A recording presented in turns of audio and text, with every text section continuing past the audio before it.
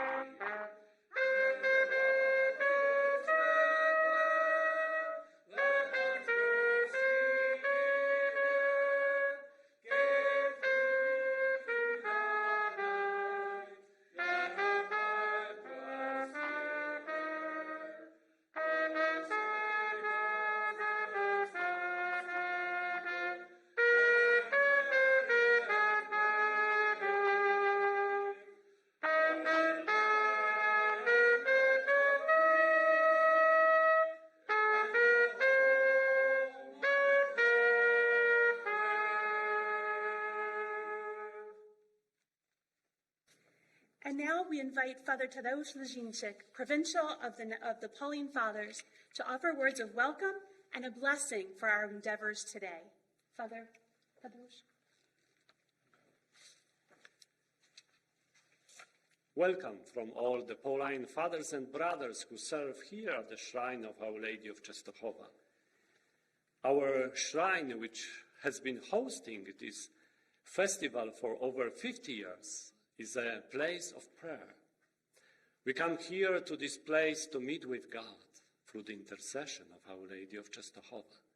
So at the beginning of every event here at our shrine, we pray. We pray for God's blessing. We pray for His graces that He will bestow on us. So we pray at the beginning of this virtual festival, so He will bless all those who will be involved, who will be with us virtually, or one time, we hope, personally with us here at the shrine. So we turn to Our Lady of Czestochowa and ask for her intercession. Hail Mary, full of grace, the Lord is with thee. Blessed art thou amongst women, and blessed is the fruit of thy womb, Jesus. Holy Mary, Mother of God, pray for us sinners, now and at the hour of our death. Amen. Our Lady of Czestochowa, pray for us. Bracia i siostry, tu w sanktuarium Matki Bożej, gdzie posługujemy jako Paulini, chcemy doświadczać obecności Pana Boga. Chcemy doświadczać Jego bliskości, Jego łask. Dlatego zawsze na początku każdego wydarzenia i również na początku tego wirtualnego festiwalu chcemy zwracać nasze myśli do Boga, prosząc o Jego błogosławieństwo za wstawiennictwem Matki Bożej. Dlatego zwróćmy się do niej, prosząc w tym czasie trudnym, kiedy nie możemy być razem osobiście, prośmy o jej wstawiennictwo, abyśmy zawsze czuli obecność Boga pośród nas, w każdym wydarzeniu naszego życia. Prośmy o to, wołając pod Twoją obronę, uciekamy się, święta Boża Rodzicielko, naszymi prośbami, racz nie gardzić w potrzebach naszych, ale od wszelakich złych przygód, racz nas zawsze wybawiać.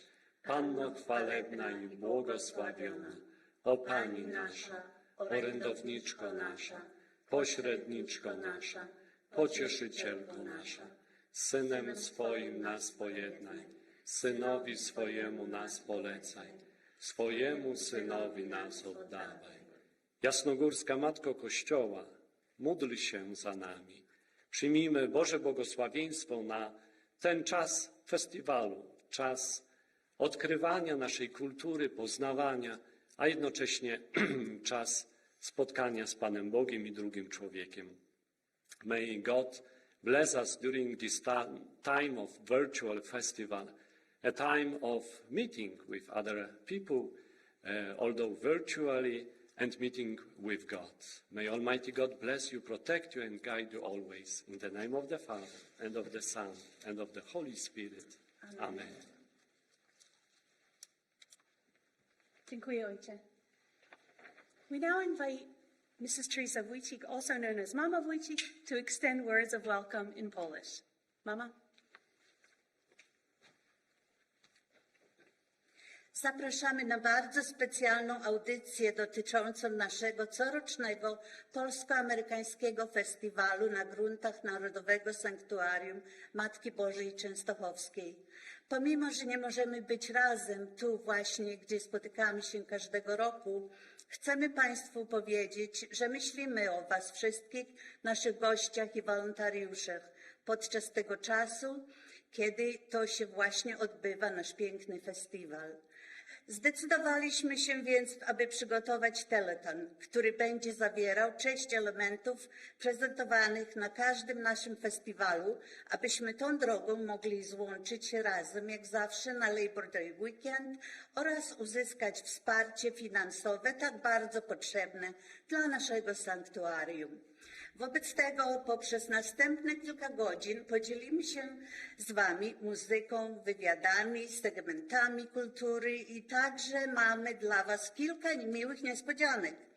Jak wiecie, festiwal jest głównym dorocznym dochodem naszego sanktuarium. Poprzez nieodbycie się tej imprezy sanktuarium straci duży dochód finansowy. Więc zapraszamy do składania dotacji na utrzymanie naszej świątyni. Proszę dzwonić na numer 215 345 0600. Jest to numer do sanktuarium. Możecie także przekazać swoje datki online www.polishamericanfestival.org. To jest website festiwalu. Zapraszamy do uczestnictwa w tym historycznym wydarzeniu, jakim jest dzisiejszy Telethon. Dziękuję.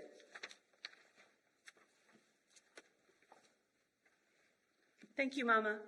I would like to recognize members of the Banner of Jasna Góra reenactors of the 17th century Polish-Lithuanian Commonwealth and the World War II Living History Group for joining us today. From the Banner of Jasna Góra, Rich Golazewski and Andrzej Mudragel. And from the World War II Living History Group, Mike Malecki. The historical reenactors are such an important component of the festival, sharing the rich history of Poland through their exhibits and demonstrations. Thank you so much for joining us today. As you can imagine, the festival is the major annual fundraiser for the shrine. The inability to hold the festival this year in person is a great loss of income for the shrine. We hope that we can count on your support and generosity today. Please give us a call at 215-345-0600 or visit the festival website, www.polishamericanfestival.org, to make your donation safely online today. Please participate in this historic occasion and make your donation in Telethon 2020. We hope that you enjoy the rest of the telethon.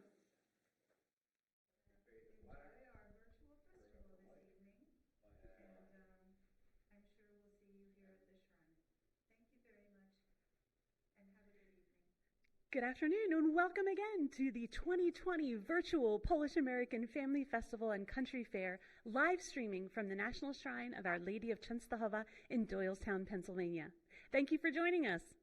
We extend a very special welcome to those tuning in on Holy Spirit Radio, Radio Rampa, and WALN Digital Cable Radio. We would also like to acknowledge the support of the Polish and Slavic Federal Credit Union.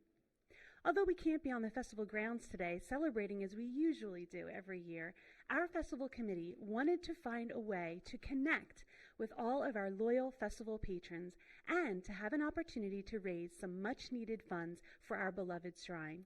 And so here we are having an old-fashioned telethon. We invite you to give us a call at 215-345-0600. Volunteers are standing by to take your donation. Or you can go to our website at www.polishamericanfestival.org to give online.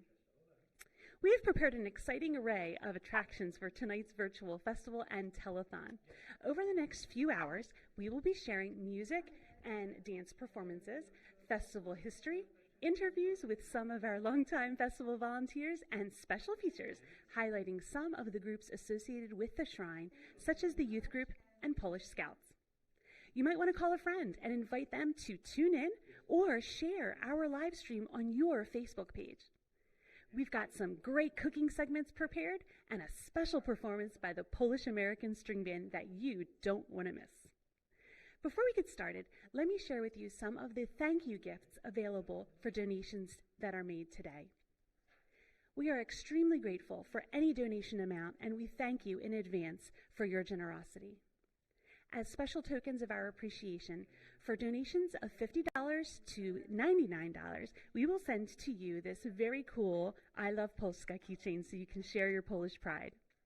For donations of $100 to $149, donors can select either the bottle opener with the new festival logo on it or the book related to the shrine's stained glass windows. For gifts of $150 to $249, you can receive a DVD of the Shrine documentary. And for $250 or more, this beautiful picture of Our Lady of Czestochowa. This icon is especially made exclusively for our Doylestown Shrine. The phone number again is 215-345-0600, or you can give online at www.polishamericanfestival.org. We're going to start our festival off with some great polka music by the boys, followed with an interview with the captains of our funnel cake and beer booths. Listen to learn about a secret competition that's going on among the booths. And you'll want to keep watching to see the PKM Polish folk dance group perform Kujawia Koberek and Polonez. I hope that you enjoy the show. Witamy wszystkich w naszym teletonie I zapraszamy do miłej zabawy.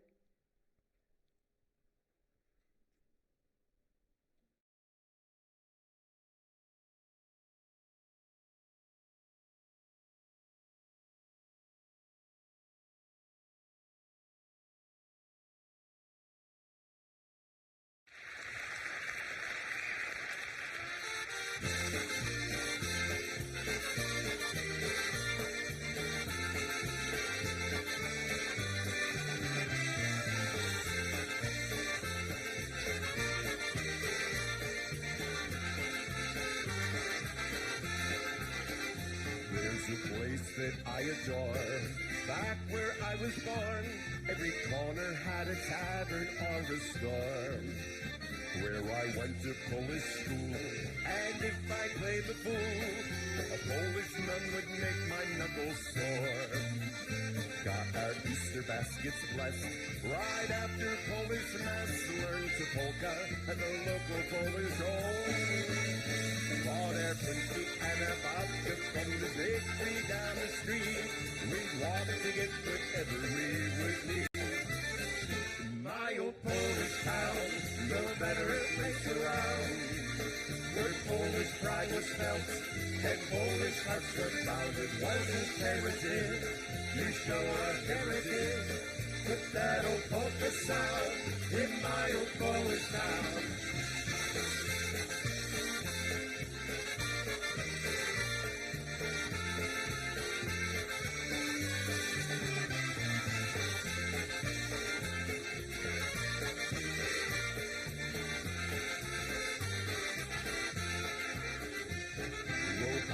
Were our homes, some of brick and some of stone. At night we sit outside with all our friends. Near his statue in the park, we play from dawn till dark. Riding with Pulaski we pretend. I'd shine shoes in local bars, with pickled eggs would sit in jars, and Polish men would sip their shots and beers. Growing up in such a welfare, Polish boys love Polish girls. What better way to spend those early years? My old Polish town, no better place around. With Polish pride was felt, and Polish hearts were found. It was imperative, you show our heritage. With that old polka sound, in my old Polish town, in my old Polish town, I'm proud to say it loud. With Polish pride was felt, and Polish hearts were found. It was imperative, you show our heritage. With that old polka sound, in my old Polish town.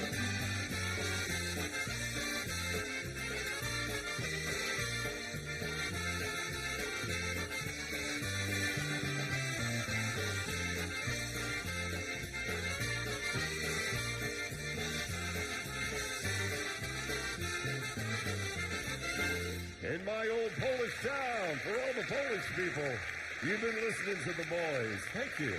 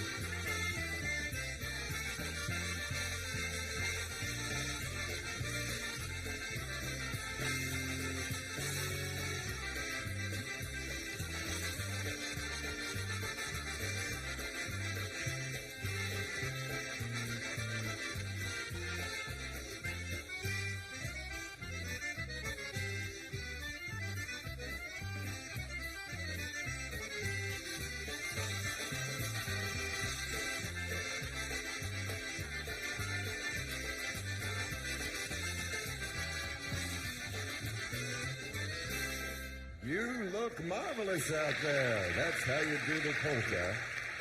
And again, that's one called the Mary Jane Polka off of our Where the Boys Are CD.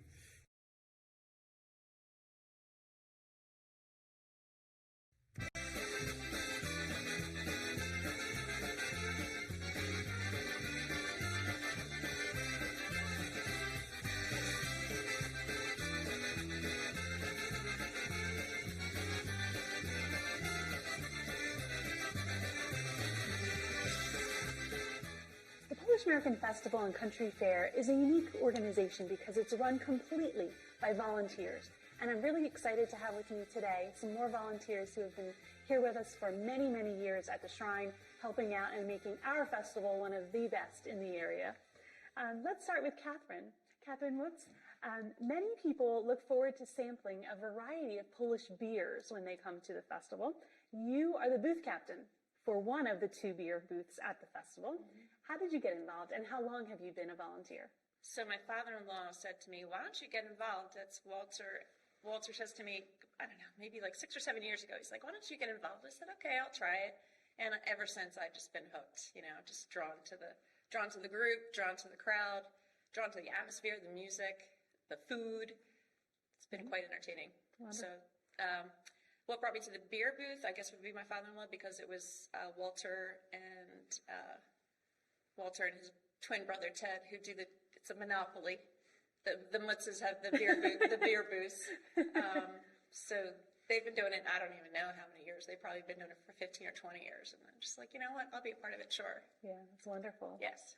No pressure from them, right? No, You did it all voluntarily. Right. The beer booth is a very popular booth at the festival. How do you keep all the volunteers calm and focused, especially when those lines are really long sometimes? I don't know. We just have a system, and everybody works simultaneously. They're just, their energy is amazing, and humor. Really, honestly, we are a funny group. At least at our booth. I can't speak for the other booth, but yes, we have lines that go out from our booth to like the parking lot, and it's going constantly for 3 to 4 hours, like nonstop. So the only thing that gets us through is that we're at the top of the pavilion. We can hear your lovely voice from the pavilion making announcements of introducing bands and such. So the music, I mean, we're just rocking and rolling and just having fun with it and, cleaning up. And it takes a great leader to keep everybody in line, so thank you. It's fun. Now, we're always trying to do something new at the festival every year, to bring in something new. And so tell us what's new recently at the beer booth. So over the last 2 years, at least 2 years, maybe 3, people are coming up to the booth and they're like, do you have any IPAs? I said, no, we don't offer any IPAs this time. So we took into consideration all their comments and, ideas. So last year was our first year having IPAs, and they were over the moon, elated. Like we probably ran out of IPAs. So we have those in bottles. And so we serve drafts and bottles. And they're delicious. And you do a great job of coordinating with our beer distributor and, deciding which beers to include this year. So you're a beer connoisseur. That's a nice title. So, in fact, one of the members of the committee suggested this particular beer at one of our committee meetings last year, and I know you know who I'm talking about. So I was like, all right, I'll give it a try. So I'll see if we can get this. We sold out of that in like 3 hours. It was a draft beer. I won't mention the name. But we sold out of it like in 3 hours. I was like, okay, so clearly that was a hit, and I thanked her profusely for suggesting it, and it went over like nobody's business. So yeah, and the bees liked it too. Well, when you come to the festival, be sure to check out Catherine and her gang at the beer booth. This is the one located near the pavilion, because we have 2 beer booths. Yeah, just listen for the music and then follow your nose or the fun, and you'll find the beer. That's right. Now, near the pavilion where I'm usually working on the stage is the funnel cake booth. And so in addition to all the great Polish food that you can find at the festival, guests can also purchase funnel cake and other desserts. Joining us today are Basia and Robert Jelski. Basia, your booth is one of the most beautifully decorated booths at the festival. Congratulations. Thank you. With beautiful lace curtains, flowers, and all kinds of decorations. Why do you decorate your booth like that? Crafts and decorations are my hobby, and I would like to decorate the booth, so it kind of reminds me my babcia's house, my grandmother's house, especially with a beautiful tablecloth on the table. Where are you from in Poland? From Rzeszów. Rzeszów. Okay, beautiful. And how many years have you been involved with the festival? We've been involved like 7 years already. With the Funnel Cake, it's going to be a fourth year, Wow. and we can't wait for another year. Now, what is your favorite part about the festival? The favorite part of the festival, it gives me a great satisfaction to show Polish culture with and share Polish tradition with everyone. And your children have also been involved with the festival? Yes, And what have they been doing? Do they work in the funnel cake booth? they've been helping. They've been helping, yes, at least a day and a weekend. They're required. So they're required to be a part of the Polish festival, which is great. What is special about the funnel cake booth? It's the special is the cake, but the atmosphere, I think. It's our festival is totally fun, and what's all about to listen to the stories, like the people coming in and share with you, and are saying the things like probably they're not sharing during the regular. They got 2 weekends to share the stories and have fun, good food and music. It's great. It's a great atmosphere. And what would you say to someone who's considering maybe becoming a volunteer at the festival? What I would say, you got to try it. If you're going to try it once, you're not going to let it go. You got to do it. You got to do it to be a part of the big festival family. Yeah, all of us who are volunteers really do feel like a family. Some of us don't see each other only but once a year. Others see each other here at the shrine more often, but we do feel like we become quick friends and really a festival family. Well, I invite you when you come to the festival, God willing next year, to visit Państwo at the funnel cake booth, which is the first food booth located on the left, right near the pavilion, and of course also to get some great Polish beer. Na zdrowie.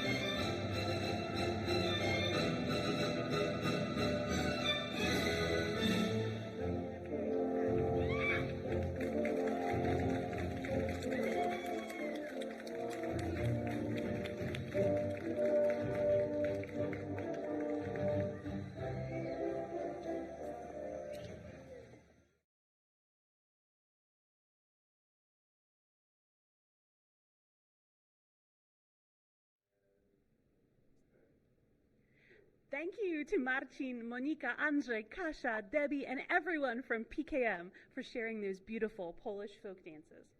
I'd like to give a shout out to our friends in Ojczyzna Polish folk dance group from Baltimore.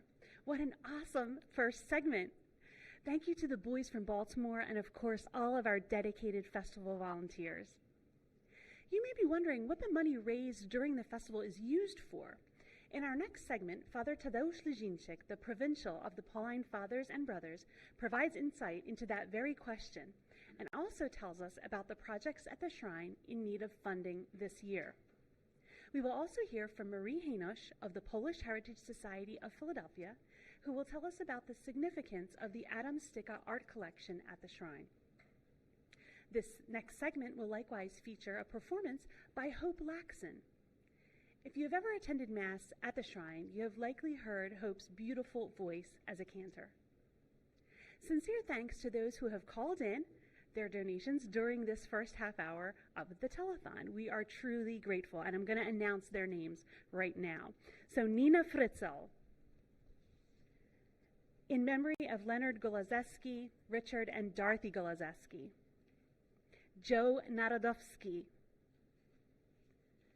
Liz Parrish and the Parrish family, Joe and Dory Borowski, Matthew Capano, and Suzanne Stewart. Thank you so much. We are very grateful for your donations. Let me remind you what our premiums are tonight. Our premiums for a donation of $50 to $99, a Polish keychain featuring I Love Polska. For donations of $100 to $149, donors can select either our festival bottle opener featuring the new festival logo or the shrine's stained glass windows. For $150 to $249, a DVD of the shrine documentary. And for $250 or more, this beautiful picture of Our Lady of Czestochowa, specially made exclusively for our Doylestown shrine. The phone number once again is 215-345-0600, or you can give online safely at www.polishamericanfestival.org. We know that this is a difficult financial time for many people, and please know how much your donation is appreciated. God bless and Bóg zapłać. Some people have been asking about the festival sweepstakes that we hold every year, and yes, we are having the sweepstakes this year, and the first prize is $10,000 in cash. Sweepstakes tickets can also be purchased by calling now, 215-345-0600, or you can buy them online at www.polishamericanfestival.org.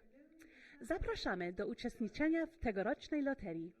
Prosimy zadzwonić na numer 215 345 0600 lub kupić online na stronie www.polishamericanfestival.org. This next segment is brought to us by the generosity of John Opiatowski. Thank you, John, for your support. Now let's hear from Father Tadeusz about some of the current projects at the shrine.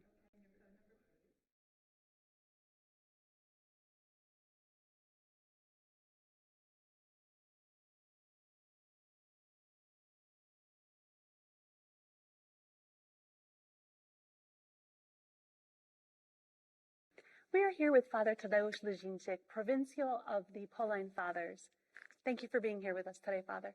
Thank you very much. Can you tell us how is money that is raised during the festival typically used? Thank you very much for this question, because it's a very important question. Let me say first that our Shrine of Our Lady of Czestochowa is maintained solely on the money raised by the pilgrims, donations of the pilgrims coming to this shrine. There is no any other income. So it is very important part, this festival, which occurs every year in our shrine. And typically every year we spend that money for the insurance of the buildings of the shrine and liability. Of course, as you know, accidents happens, and even during the festival, unfortunately, sometimes. So that is normally the goal of this money spent for the insurance. And towards which projects are we planning to use the money this year? Of course, maintenance, that's the main one which we have to spend every year. But of course, every year we have new challenges. And this year we have two projects. One is the repair of the front of our church. Unfortunately, water is damaging that a lot. The stairs and the entrances of the church, and even the room where the museum of Styka, the exhibits is located. The water is coming into that room. So we have to do the repair of the front of the church, and it's a very big project, which will cost us a lot. So that's one project. Another one which we would like to do is to do something with the stained glass from the church in Philadelphia, St. Laurentius Church, which was closed a few years ago, just recently sold. So we don't want these beautiful stained glasses to be destroyed, and we decided to take care of them. And we are moving that from St. Laurentius Church to our shrine. Of course, that is a big project as well, so we would like to raise money and to find home for them in our shrine. These stained glass, I understand, are very, very special. They're very old, and they're also, what is on the stained glass that makes them very special? They are very old, over 100 years old, and they are from Polish church with the Polish saints on these stained glasses. So it's another reason why we want to preserve that Polish heritage here in American soil. Very, very beautiful stained glass and a beautiful project. If anyone would like to see the stained glass, images of the stained glass windows, please visit the Shrine website where you can see images of those stained glass. Thank you, Father, so much. Appreciate it. Thank you very much. Thank you for doing that fundraising for our shrine. Witamy ojca Tadeusza, prowincjała Paulinów w Ameryce. Dziękuję bardzo. W jaki sposób są przeznaczone donacje z festiwalu każdego roku? Dziękuję bardzo za to pytanie, bo jest ono bardzo ważne i chyba nie wszyscy uświadamiamy sobie to, że nasze sanktuarium Matki Bożej w amerykańskiej Czestochowie jest utrzymywane całkowicie z ofiar pielgrzymów. To jest jedyny dochód, który mamy tutaj w sanktuarium. Dlatego każdoroczny festiwal jest bardzo ważnym dodatkiem, bardzo ważnym wydarzeniem, który pomaga utrzymać to sanktuarium. Zwykle wystarczy on, te wszystkie donacje, które możemy otrzymać w czasie festiwalu, na ubezpieczenie budynków sanktuarium, ubezpieczenie od nieszczęśliwych wypadków. To wszystko, co musimy być ubezpieczeni, ponieważ wypadki się zdarzają, ponieważ to wszystko jest obowiązkowe. Dlatego zwykle właśnie to, co możemy zebrać w czasie festiwalu, jest przeznaczone właśnie na to ubezpieczenie. A w tym roku jakie są potrzeby sanktuarium? Oczywiście te same potrzeby, utrzymanie, zwłaszcza w obecnej sytuacji, kiedy jest mniej pielgrzymów ze względu na COVID-a, ze względu na to, że Kościół był zamknięty przez dłuższy czas. Ale oczywiście każdy rok przynosi też nowe wyzwania i takimi dwoma wyzwaniami, jakie stają przed nami, to jest z jednej strony remont schodów przed kościołem. Niestety, ale woda niszczy bardzo mocno te schody, a wręcz dostaje się do kościoła, do głównych wejść, do kaplicy dolnej w kościele, jak również do sali wystawowej Muzeum Styki, gdzie znajdują się przepiękne obrazy polskich malarzy. To wydatek bardzo duży, ale bardzo konieczny dla naszego sanktuarium.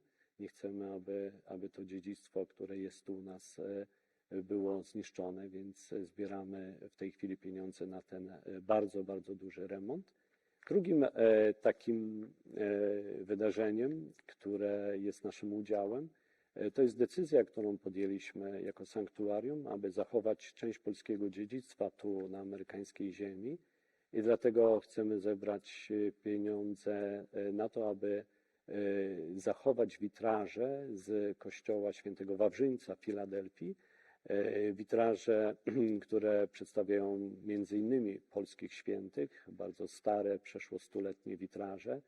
Kościół świętego Wawrzyńca, jak wielu z nas dobrze wie, został zamknięty kilka lat temu, w ostatnim czasie sprzedany, więc nie chcemy, aby te witraże, przepiękne witraże, zostały zniszczone. Chcemy, aby znalazły swoje nowe miejsce u nas w sanktuarium. Przepiękny projekt. Jeżeli Państwa chcą zobaczyć te witraże, to proszę kliknąć na website Shrine, świątyni, czyli www.czestochowa.us. Dziękuję, ojcze. Dziękuję bardzo.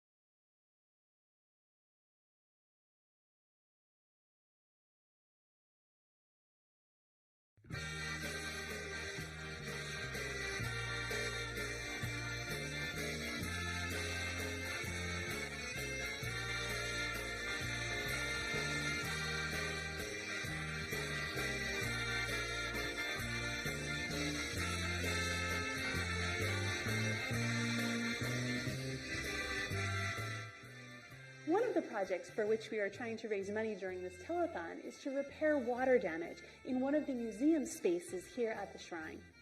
To help us to get a sense of the significance of the paintings in this collection, we've invited Marie Hainosh from the Polish Heritage Society of Philadelphia. Thank you for joining us today, Marie. Thank you for having me over. Marie is the former president of the Polish Heritage Society of Philadelphia and the longtime chairperson of the Adam Stika Art Exhibit and Competition, which takes place during the Polish-American Festival. Marie, first tell us a little bit about the Polish Heritage Society, its mission and goals. Polish Heritage Society of Philadelphia was formed in 1965 by a group of Polonians who were trying to showcase the Polish history, Polish accomplishments, not just in Poland, but in this country, and show that to the larger American audience. Major venues by which this is accomplished is the Chopin concert that's usually organized around Chopin's birthday in February or March, and Adam Stika exhibit, which is done at the Shrine of Our Lady of Czestochowa to coincide with the Polish-American Festival. Polish Heritage Society was instrumental in erecting the Kościuszko Monument in Philadelphia. The statue itself was a gift from people in Poland. Historically, the Polish Heritage Society was instrumental in installing the Kościuszko Monument in Philadelphia, which was a gift from people of Poland to the American society, and also the famous astronomer Mikołaj Copernic next to St. Paul and Peter Basilica, also downtown Philadelphia. Polish Heritage Society of Philadelphia funded a number of historical markers. Ralph Modjeski, who was the engineer for the Benjamin Franklin Bridge in Philadelphia, and he was the son of Helena Modrzejewska, the famous opera singer. We also installed a monument for Frank Piasecki from the Piasecki aircraft. I think most people know about them. And also for Mr. Golaski, who was the inventor of first artificial veins, so it was very significant. We are also sponsoring young Polonians through giving scholarships. Last year, we have given 8 scholarships to very talented, smart young people who are heading for college. We also do outreach programs in our venues. For example, myself and our president, Jean Joka, some years ago, we went to the Johnson & Johnson headquarters where they had celebrated Polish Day. We brought all kinds of Polish artifacts, and we talk about Polish history. We gave candies and so forth. We also have a meeting of writers. We promote the books that had to do with Poland. So, very, very active organization. Very active organization, yes. Wonderful. You've organized the Adam Stika competition and exhibit for many, many years now. What is the purpose of the exhibit and the competition? The purpose of the exhibit originally was to showcase and give venue to Polish artists that otherwise would not have a place to exhibit and sell the artworks. Initially, for a number of years, only Polish or Polish-American artists were allowed in the show, but now we also accept some local artists. It's a juried art show. We give about $1,500 in awards for the best works. And this is one of the areas where we also trying to showcase the Polish art to the larger American society. Since the festival, it's time where we have thousands upon thousands of people coming and visiting. So this is one of the areas where people like to come in and see the true Polish art. Beautiful, beautiful. And who was Adam Stika, and why is the exhibit and the competition named after him? Adam Stika was son of Jan Stika, the father. Jan Stika had 2 sons, Adam and Tate. Tate is mostly famous for portraiture. One of his portraits of Eleanor Roosevelt is still in the White House. He was the preeminent painter in New York. All the society ladies were painted by him. Adam painted a lot of landscapes. He lived in Arizona and also visited Africa, especially Morocco. So a lot of his paintings are of the beautiful Moroccan dancers and beautiful landscapes from all over the world. I'm happy to have one of his little paintings myself in my collection. Why is it named after Adam Stika? Because Adam Stika is buried at the cemetery here at the shrine. He is in the area of the most prominent Poles that are being buried here. The Stika family has a long history with Czestochowa. Mother of Adam, Maria, and the wife of Jan, was one of the people who was very instrumental and financially supportive of creating the cemetery. Before, I heard from one of the priests that one day Maria visited, they went to see there was a cornfield, and Maria said, that's where you're going to have your cemetery. That's how it all started. So, and before she even died, she has donated very large collection of all the Stika works by Jan, the father, by Tate, and by Adam.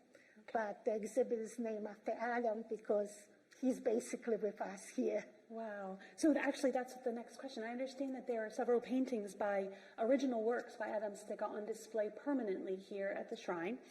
What do you think is the significance of these paintings, and how important are they to the collection? Adam was the most unusual painter because he could capture the light like very few other painters could do. So what we have here in Czestochowa are his paintings showing some of the landscapes and show his craft. In addition to his painting, of course, they are beautiful paintings by his father, monumental paintings, and also some portraits by his brother Tate. So the whole museum is a treasure trove of Polish painting. Someone who is interested in studying the history of Polish painting definitely should come here, visit, and look at the beautiful masterpiece that we have here. And I think it's so important that people support this cause, especially now since we have learned that there is a damage to the museum. People really should find in their heart to send money so we can save this. This is the largest collection that I know of the Stikas in the United States. Of course, there are some in Poland, like the Panorama Racławicka in Wrocław, which the whole building has been designed. There is another one, very large one also, the Crucifixion in Los Angeles. But locally here, this is just an unbelievable treasure that we all should be protecting. So we understand that in the museum here, there has been some water damage to the ceiling, but the paintings are safe. And thank you for explaining the significance of these paintings and really the reason why we should help to support the shrines so that we can make sure that these treasures are preserved for future generations. Thank you so much for allowing me to speak about and tell people how important it is to preserve this. Now, Marie, I know that your husband, Andrew, is an usher here, and you have been, both of you, longtime supporters of the shrine and of the festival. What does the festival mean to you and to your family? I have been active with the festival since I came from Poland some 40 years ago. I remember first I started by working the bingo tent. But this is one time in a year where we can show the support for the shrine, not only financially, because of course that's necessary to keep this beautiful place, but we also have the time to show our Polish spirit, look at the Polish beautiful performance of the dancers, the singers, the music, and of course taste the wonderful Polish food. And Marie, tell us about the Polish Heritage Society of Philadelphia. Particularly, I know that there's some young people watching today who might be interested in learning about those scholarships. And also, you're always accepting new members, right? Absolutely. So how can people find out more? The young students who are interested in a scholarship can Google Polish Heritage Society of Philadelphia and be taken to our website. And people who would like to join, they can also find a contact number through the website. Or if they would like to call me directly, my number is 215-487-0221. They can call me and I'll be glad to direct them and send an application. Great. Thank you so much, Marie. Thank you for having me. I appreciate that. You're welcome. We're so happy that Marie Hamish could join us from the Polish Heritage Society of Philadelphia. Thank you for telling us about the good work of the Polish Heritage Society and about the significance and the history of Adam Styka.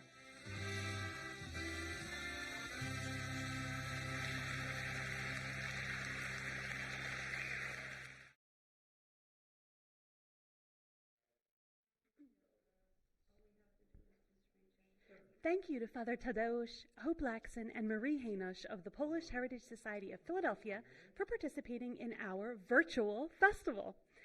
We would like to send out a few more acknowledgments thanking those who have financially supported the production of this telethon. The Polish and Slavic Federal Credit Union, Pulaski Meat Products of Linden, New Jersey, Piast Meats, Sirena Bakery, the Eagle Ojo Educational and Cultural Exchange, www.eagle-ojo.org.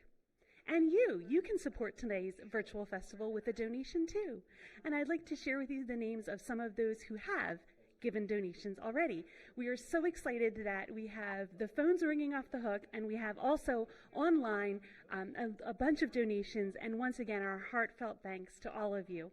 So I'd like to read off some of those names. Sigmund Zachowski, Arlene Grzeszczak, Sandra Romaszewski, Hanna Gerke, Michael Kamiński, Basia Jelska, Donna Kuczynski, Nicholas Ray, Elizabeth Carhart, Alfred Volanin, Andrea Koch, Patricia Thrush, Joseph Rakshowski, Dorothy Svedkovsky, Linda Kronk, Joseph Batore, Douglas Penska, Rose Ann Anand, Julia Gregson, Michael Ostrowski from Michigan, Pani Marysia Bielska, Druchna Jitka from Brooklyn, New York, Joe and Diane Kilyansky, and Pani Krysza Zimmerman. We also have Eva Kozeb in memory of her parents, Janina and Józef Kruszyński, Marta Kudela, Chester Pelviak in memory of Romain Pelviak, his wife, and the Shumilovsky family in honor of Christopher's discernment. Thank you once again, a heartfelt Bóg zapłać, God bless you, for your support.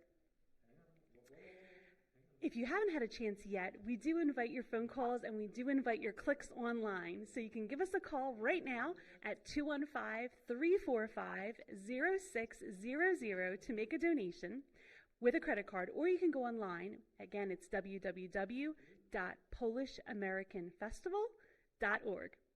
We have selected some really great premiums as tokens of our appreciation. So for donors of $500, we would love $500, $50 to $99, we have a keychain, a wonderful I Love Polska, you can show your Polish pride. For $100 to $149, donors can select either our very cool bottle opener with the Polish American Festival logo on it, or a wonderful book about the stained glass windows here at the shrine. For $150 to $249, we have a DVD of the shrine documentary. And for $250 or more, this beautiful, beautiful icon of Our Lady of Czestochowa, made exclusively for our shrine here in Doylestown. The phone number, once again, is 215-345-0600, or you can give online, www.polishamericanfestival.org. I also wanted to remind everyone that you can also purchase sweepstakes tickets on the phone and online. So here's a copy of the sweepstakes. We do have them here with us. Our volunteers are taking your donations and also your sweepstakes ticket orders. The drawing will be held next Sunday, September 13th at 6:30 p.m. The first prize is $10,000 in cash. So please do give us a call and we'll take your sweepstakes tickets orders as well. I am very excited about the next segment. The segment sponsor is Eva Bolin. Thank you, Eva, for your support. As many of you know, the Polish-American Festival at Czestochowa has been taking place for over 50 years. In our next segment, we will learn about the history and origins of the festival from Father Edward Vols. We will also see some fun footage from the 2019 festival. And in between those two clips, look for a performance from Box On Band from Michigan. They were scheduled to join us here this year. We look forward to having them possibly, hopefully, next year at Doylestown or in the future. Don't forget, volunteers are standing by to take your calls. That number again is 215-345-0600, or give online at www.polishamericanfestival.org. Enjoy!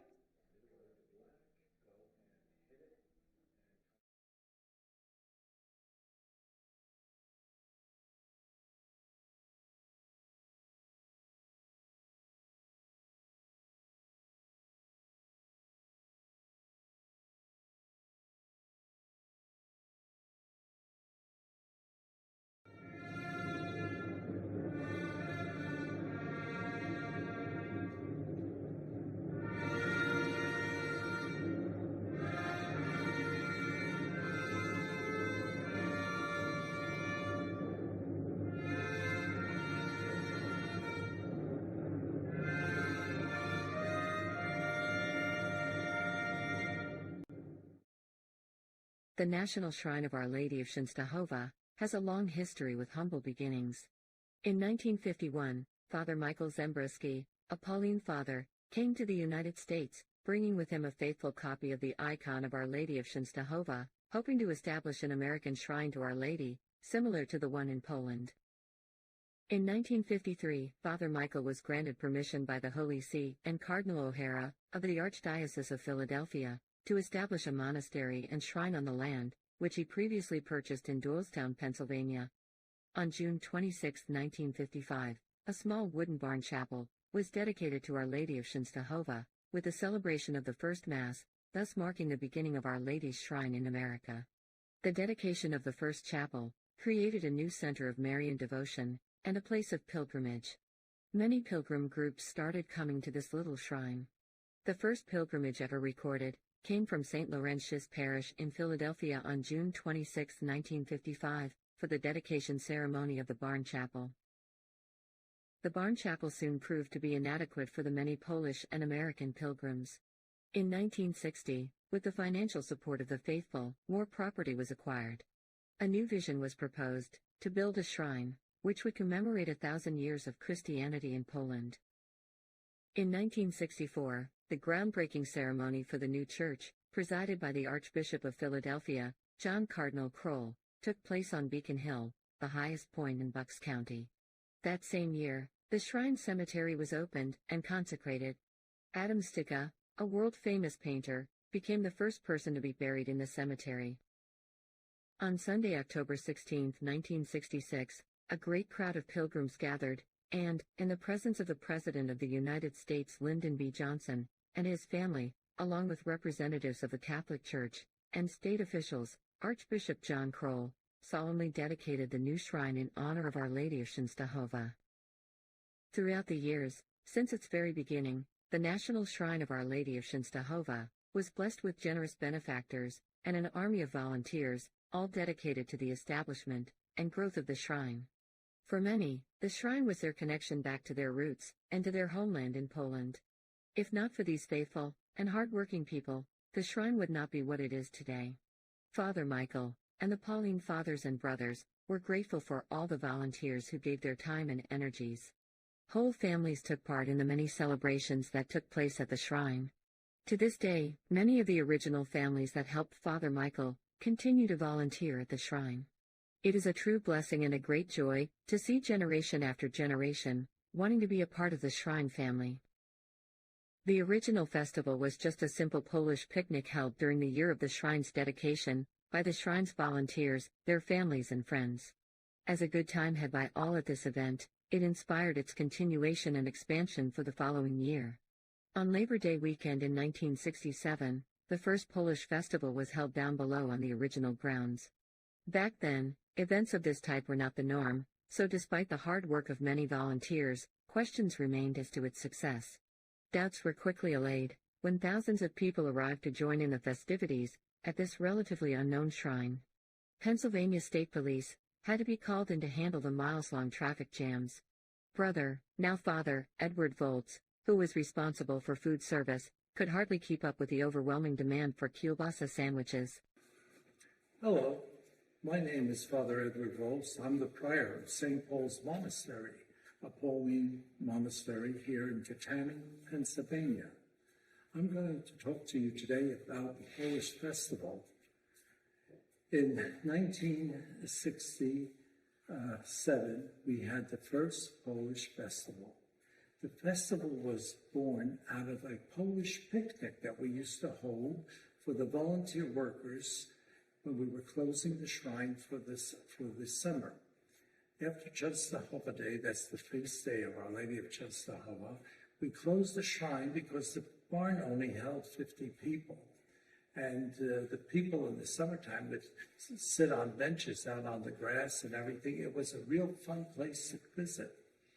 And so we were going to have the Polish picnic. And what I would do, I would serve food from Czestochowa Day on Labor Day weekend. And there were all the volunteers and all those that helped us would come, and we would just have a good time. We'd have a little Polish band, and we would sing and dance, and it was a fun time to say thank you to them.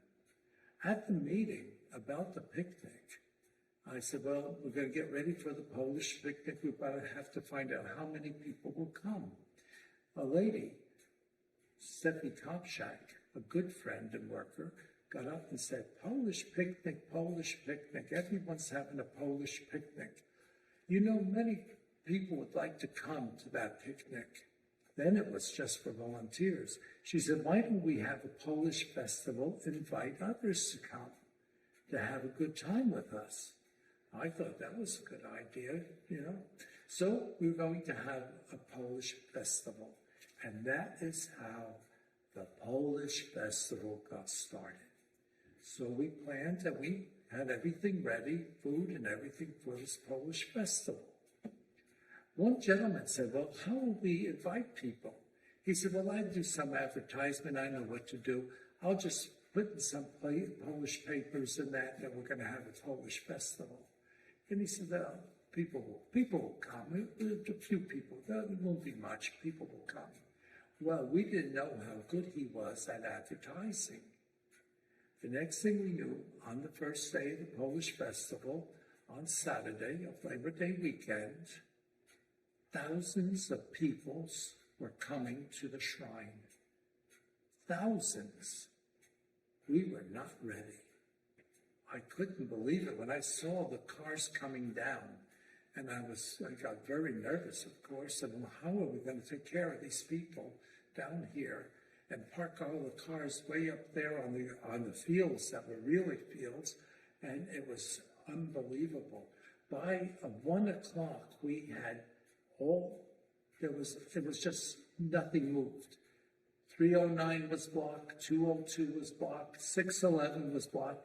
In fact, there was a Navy base there, and the police asked the Navy to help move the traffic, to turn people around. There was no way all those people could get to the shrine. We only had little ferry road. Everything was jammed, and we were running out of food. Well, we happened to get through that day. Our workers didn't eat at all. We were just feeding the other people. And they said, you know, Father, this was supposed to be our time to have a good time, but at least look at these people having a good time. We had a small Polish band, and they were playing, and people were dancing, and they didn't mind that we weren't ready. They didn't mind that we didn't have the facilities that we should have had. But they had a good time, singing and dancing, and it was really a successful day. I couldn't wait for the day to end. My father was helping me with the kitchen and all our workers, that were supposed to be there having a good time. My father said, we have to have a meeting. What are we going to do tomorrow? I forgot about tomorrow. Oh my gosh. So my father got all the ushers together. He said, listen, let's divide up. All you who go north, stop at every store and buy every piece of kibasi and hot dogs that you can, and all the rye bread and all the sauerkraut that you can. Those who go south do the same, east and west. Ride and go from store to store. We have to get food. And we called different people and that we knew, and they said they'll bring up food from Jersey and from New York and from Philadelphia. And they said, don't worry, Father, we'll have everything there, you know. Well, I was brother at that time. And they all showed up. But again, on Sunday, more people came. Well, by that time, the state police and everybody was, you know, helping us get the people, ushering them in and getting them parked in the fields and everything. We had a tremendous day. And we had the Sika, the Sika is a artist, that Adam Sika, who painted great paintings. He's one of the greatest painters, and he's buried at our cemetery. And his family donated a lot of paintings. So we had our second barn full of paintings. We were showing the paintings of Sika. And downstairs and around the barn, we had all the amateur artists from Bucks County and all over putting up paintings, showing people. We had, very important thing was we had a self-playing grand piano sitting on the front porch of the church. And we had a copy of Chopin's music, the Polonaise, and it was played. The papers, what they used, the rolls, were actually cut by Paderewski, the greatest pianist, whose heart, by the way, is buried in our church today. And people would sit and listen to the music and the trees, and it was just beautiful. People would cry. People were so excited. And every hour we played it, and everything would get quiet, and people would stand and just listen to that piano that sang out the hymn, the Polonaise of Chopin. It was a busy day. It was a busy day, but it was the birth of the Polish Festival.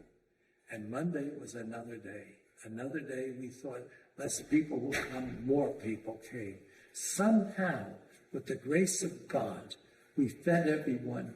We took care of everything that had to be taken care of. The scouts, the Polish scouts that had a summer camp came. They thought they were going to have a good time.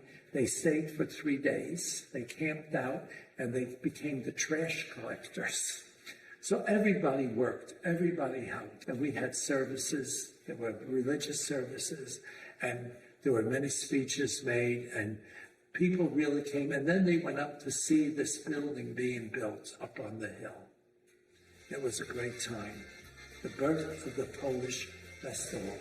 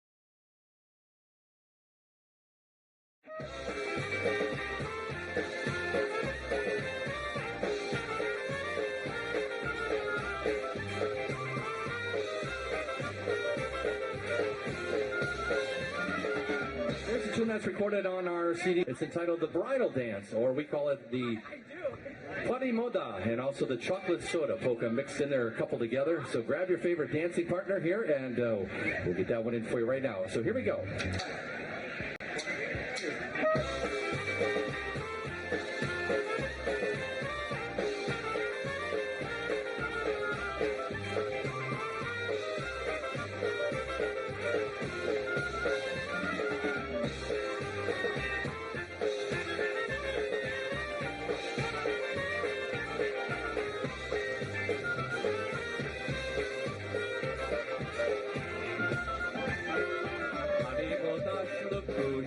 Pani moda ślubuje, dzisiaj sobie tańcuje. Dzisiaj sobie tańcuje. Pani moda raduje, pani moda raduje, zadoranie tańcuje. Zadoranie tańcuje.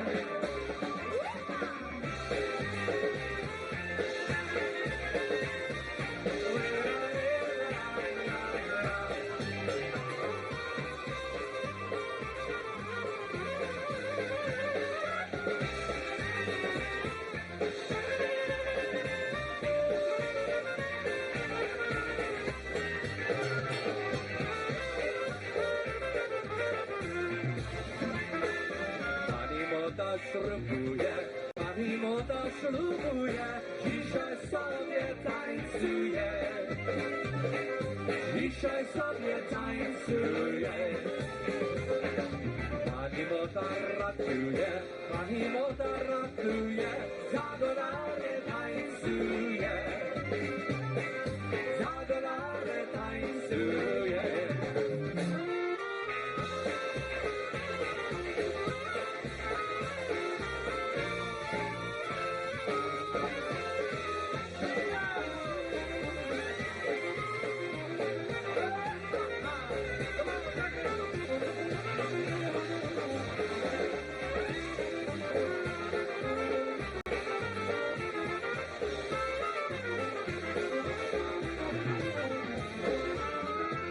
Krakowa, wiecznie pora, ale nam uciekali góra. I chłopki je czaj, czaj, przekonane się rąkawy. I chłopki je czaj, czaj, przekonane. I chłopki je czaj, czaj, przekonane się rąkawy. I chłopki je czaj, czaj, przekonane. Właśnie surma, ty pomocą sta, ty połóż panie dosa.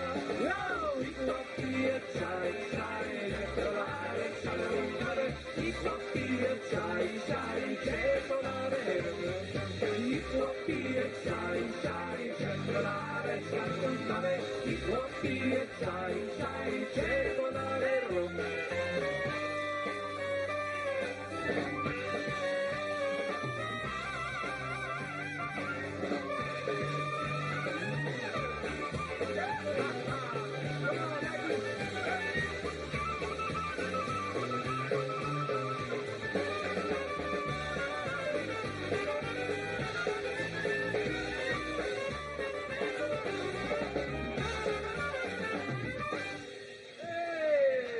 Hey, that's the Pani Moda and the Chai Chai polka. Dziękuję.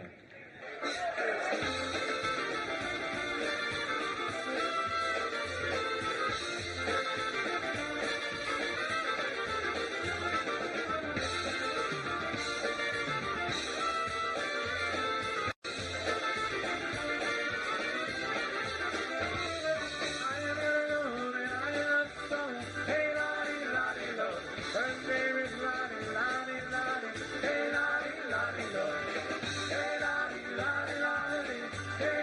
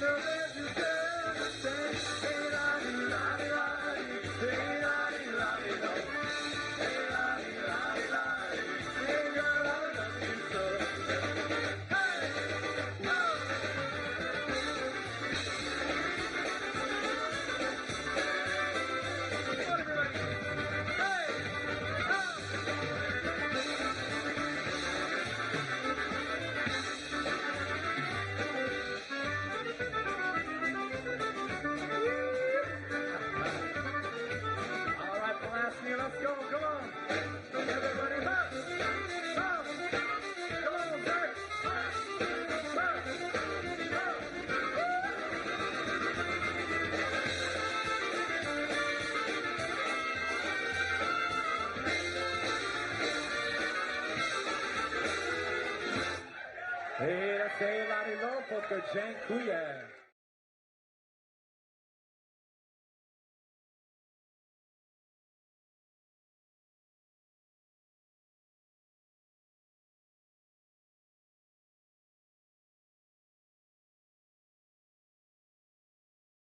We are pleased to welcome you to watch this footage from our 2019 Polish-American Family Festival and Country Fair.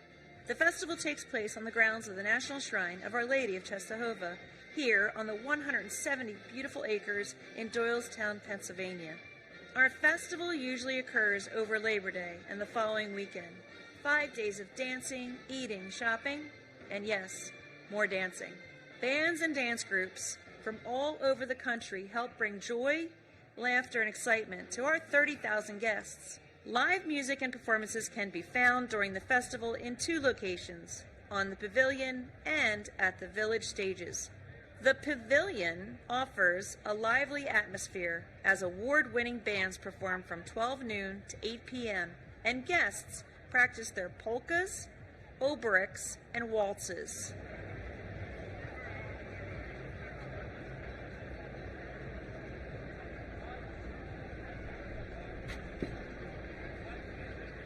The many sights, sounds, and delicious aromas found here on the grounds as you take this tour with him. Guests can take a trip through history by visiting the reenactors camp at the festival, the World War II Living History Group, and the Banner of Jasna Gora educate us about Poland's rich history, including the Polish-Lithuanian Commonwealth of the 17th century.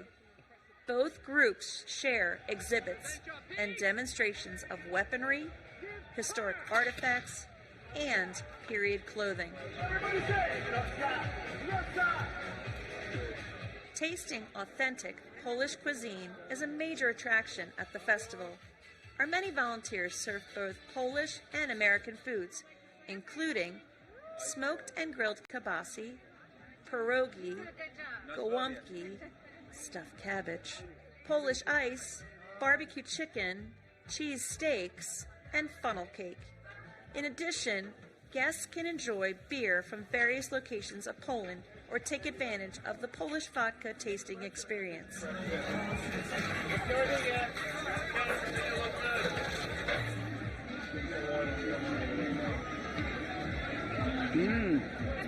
Very good.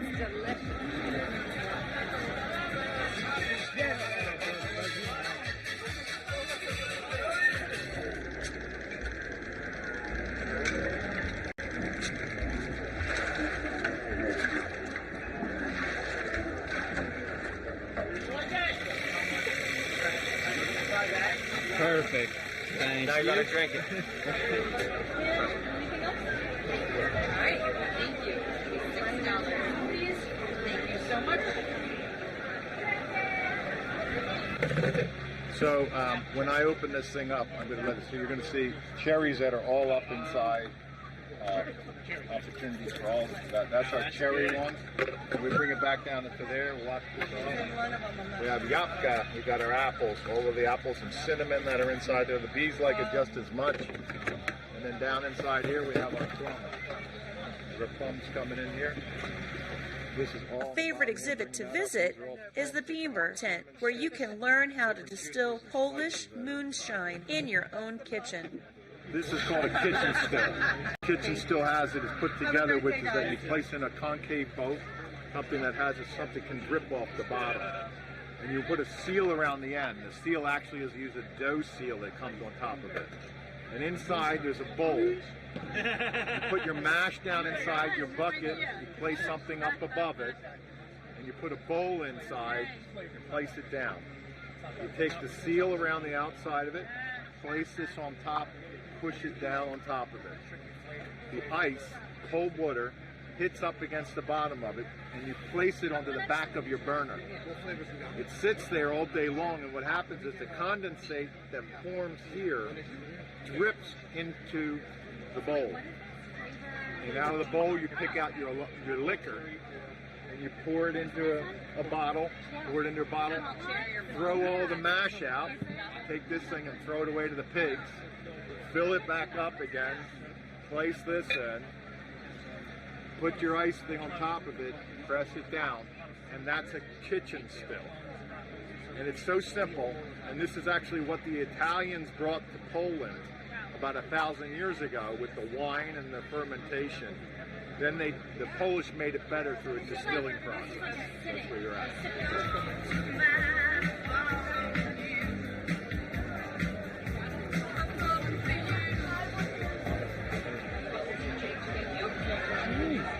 Okay, cheers. Delicious.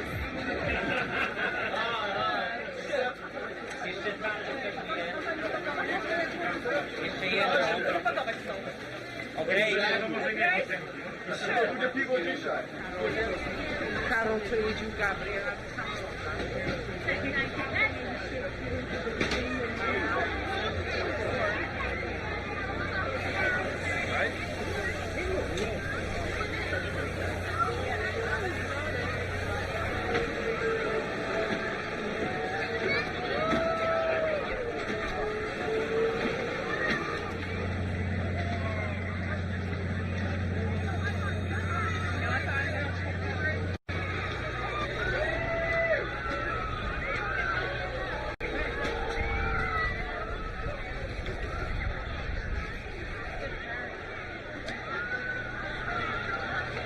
Polish-American Festival also offers a great shopping experience with almost 100 vendors, crafters selling jewelry, quilts, dolls, toys, decorations, bags, children's clothes, and of course, imports right from Poland.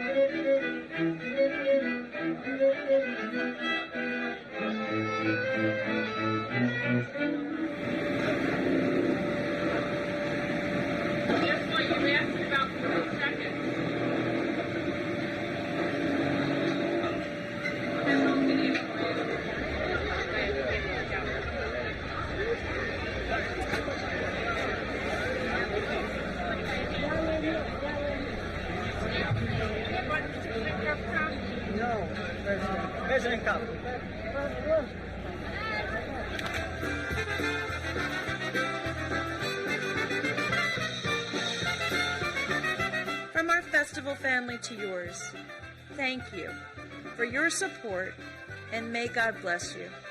We look forward to seeing you soon.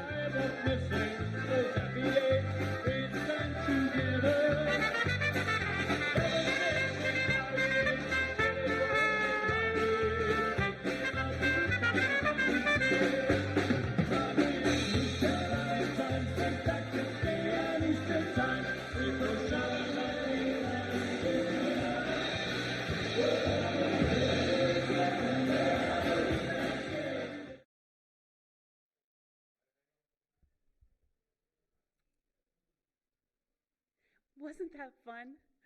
I wanted to give a shout out to all those who have made positive comments on our Facebook page, and let others know that you are, live television, everyone. So many of you are writing positive comments on our Facebook page, and we're so grateful for that. If you haven't already, please give a call to family and friends and tell them to tune in, share our live stream on your Facebook page. Once again, we're very grateful to all of you who have made positive comments already on our Facebook page. We are just as saddened as you are that we're not able to be together this year out on the shrine grounds, under the pavilion, in the festival village, in the Polish village, going on rides, watching the little circus, or tasting some of our delicious Polish foods and beverages.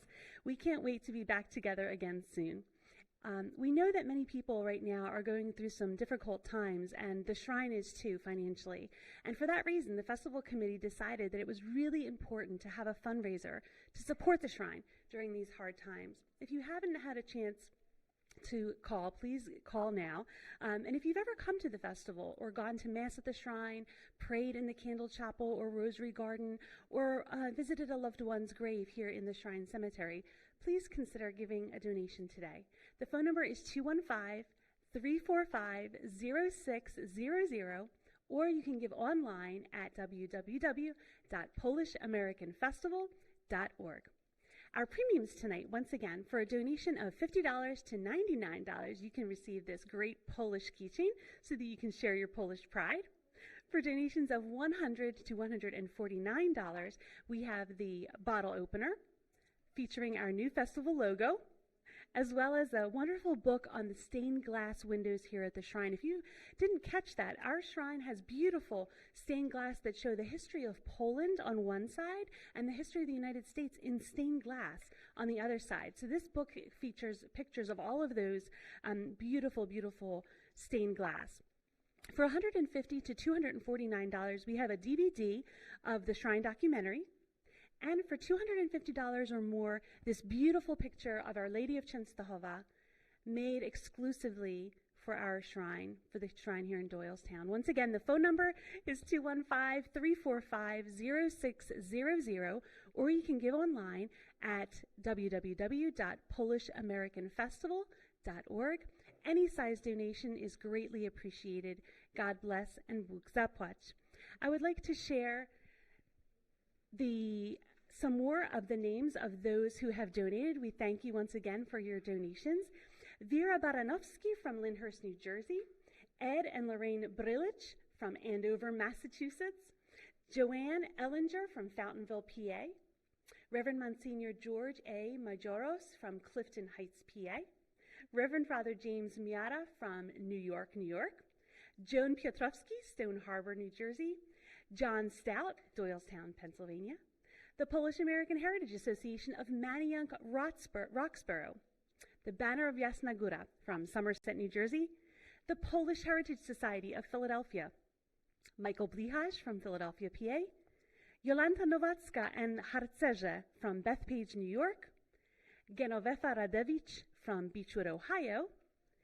Irene Wodkiewicz Wheat from Clark, New Jersey. Rachel's Vineyard here in Doylestown, and the Polish-American Cultural Center also in Philadelphia, PA. We've also received donations from Richard and Helen Riker in memory of Michael and Rosalia Garadis. Christopher Shumilowski gave us a call, and he wanted to give a donation in honor of his friends in the Altar Boys Society. And we also have a donation from Christina Klepacki-Stavnici. Once again, if the phones are busy, please keep trying to call. The number again is 215-345-0600. We have our volunteers, wonderful volunteers, standing by to take your donation, or you can go live online to www.polishamericanfestival.org. And we wanted to also remind you that we do have the sweepstakes. So some people have been asking if the festival sweepstakes will be happening this year. And yes, we are having the sweepstakes. The first prize is $10,000 in cash.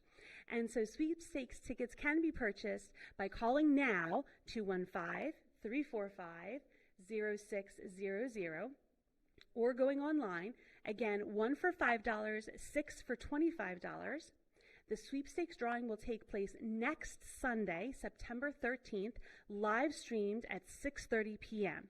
So please do, you have all week, you can do it today or all week. You can purchase a sweepstakes ticket online, or right now, we will send you the ticket stub back to your house. Zapraszamy do uczestnictwa w tegorocznej loterii. Prosimy zadzwonić na numer 215 345 0600 lub kupić online na stronie www.polishamericanfestival.org. I mentioned at the beginning of the telethon that we would have some cooking demonstrations. So our next segment will feature a tutorial by Pani Irena on how to make gołąbki, stuffed cabbage. We will start off the segment by hearing from some more of our volunteers, specifically the booth captains for the gołąbki booth and Polish platter booths. What does it mean to be a booth captain? Well, first of all, you are dedicated. It means that you are responsible for the smooth operation of your booth during the festival, cleaning your booth and prepping the food before the festival, and cleaning up afterwards.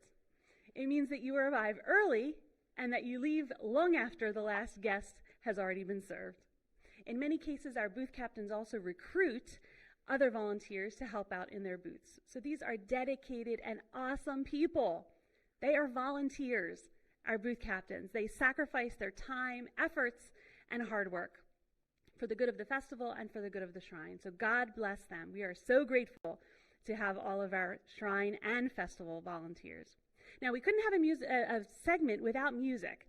So let's take a look and listen for a medley by John Gura and Gurale and some disco polo by the Top Dance Band. We extend sincere thanks to Walter and Janina Mutz for their sponsorship of this next half hour. Enjoy, życzymy wesołego oglądania.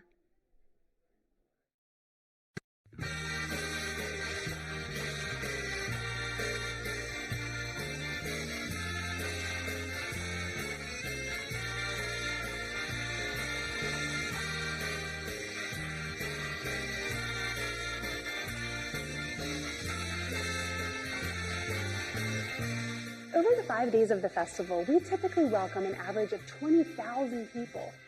That's a lot of gołąbki, pierogi, and kielbasa to prepare and sell.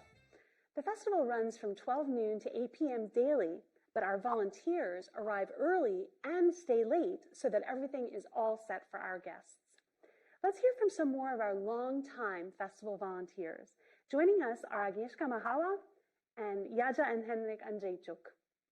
Agnieszka, if you can't decide which Polish delicacies to try, purchasing a Polish platter is a good idea because it offers a sampling of goods. Agnieszka, you're the captain of the Polish platter booth. What do people get when they buy a Polish platter? We offer on the platter pierogi, kielbasa, hunter stew, and of course the delicious Polish bread. Mm-hmm. And why do people tend to like the Polish platter, A Taste of Poland?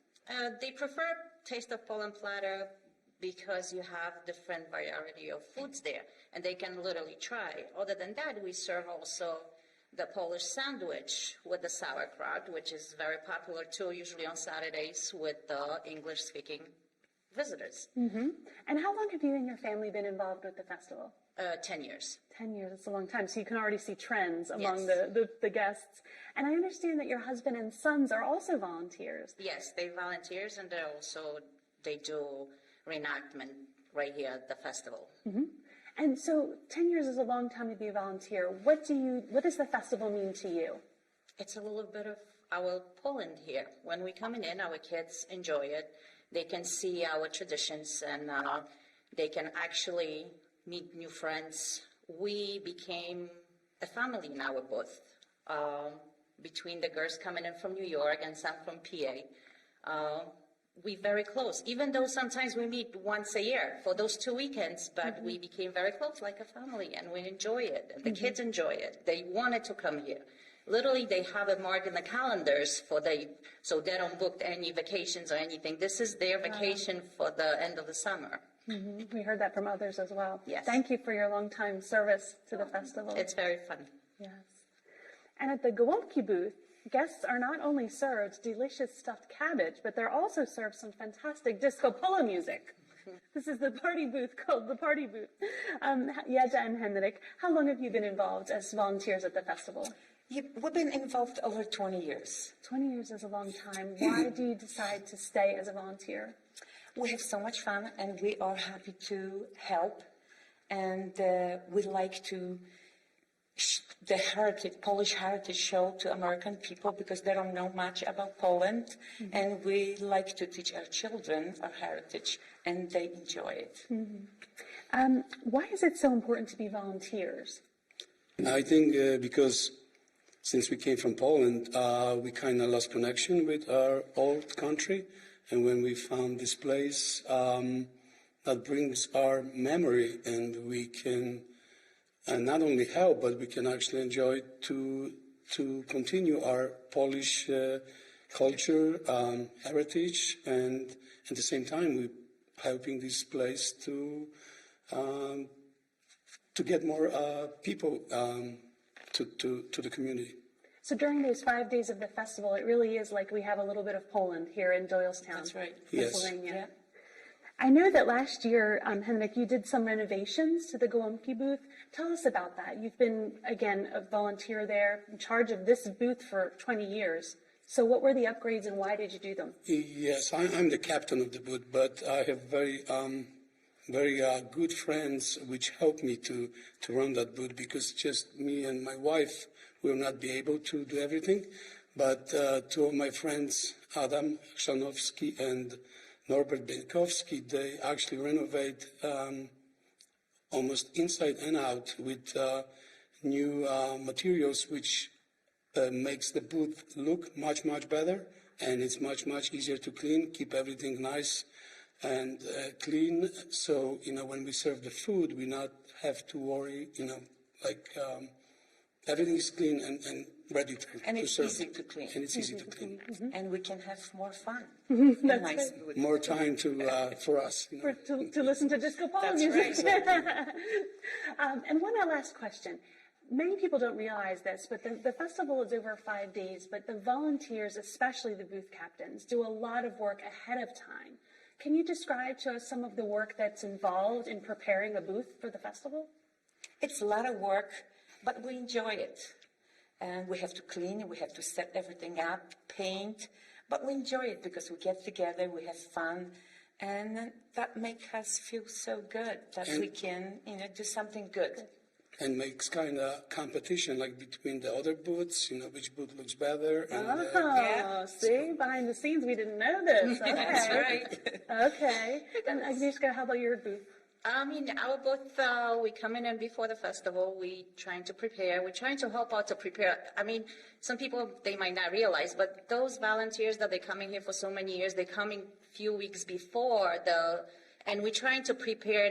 I know they were talking about our booths, which we're calling our booths. Yes, yes. But we try to help prepare the whole festival. The goal is for the festival to run smoothly and look better every year. Each year. It's became like part of us to maybe make this as our festival. That's right, yeah. And it's fun. It's hard work, but it's also fun. Worth it. It's worth it. Yeah.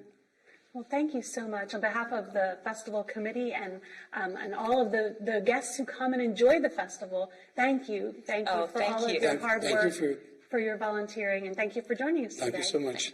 Thank you. We're here with some of our longtime dedicated Corps of volunteers from the Polish-American Festival.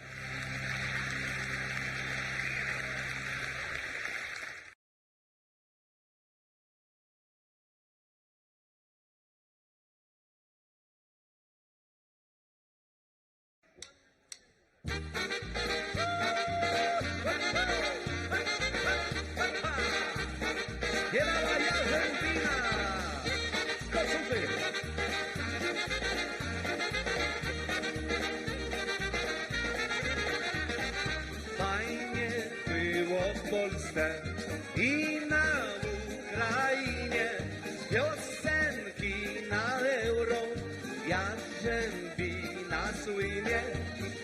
Piosenki na euro, Jarzębina słynie.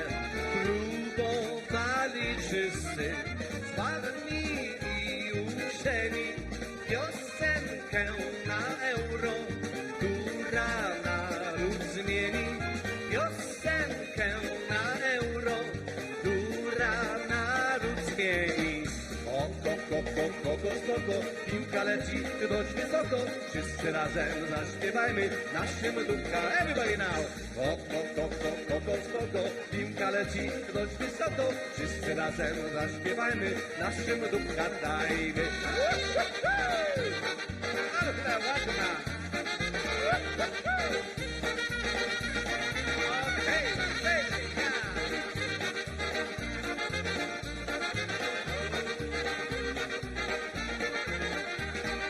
Media chciały hity najnowocześniejsze, lecz wybrali ludzie swojskie i ładniejsze. Lecz wybrali ludzie swojskie i ładniejsze. Pamiętacie, chłopcy, jak na wojnie było? Bili bolszewików, że aż się kurzyło. Był to cud nad Wisłą, tak to się zdarzyło. spoko, piłka leci dość wysoko, wszyscy razem zaśpiewajmy, naszym dupka dajmy. Spoko, piłka leci dość wysoko, wszyscy razem zaśpiewajmy, naszym dupka dajmy. Polska, gola!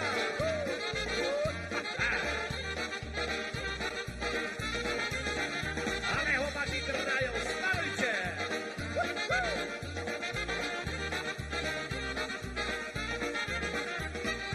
Rally to nie boli, na końcu potyczki, oni bolszewików, a ja bolszewiczki, oni bolszewików, a ja bolszewiczki, nasi dzielni chłopcy, to biało-czerwoni, euro nie wygrali, ale czadu dali, euro nie wygrali, ale czadu dali. Spoko, piłka leci dość wysoko, wszyscy razem zaśpiewajmy, naszym ducha dajmy. Spoko, piłka leci dość wysoko, wszyscy razem zaśpiewajmy, naszym ducha dajmy.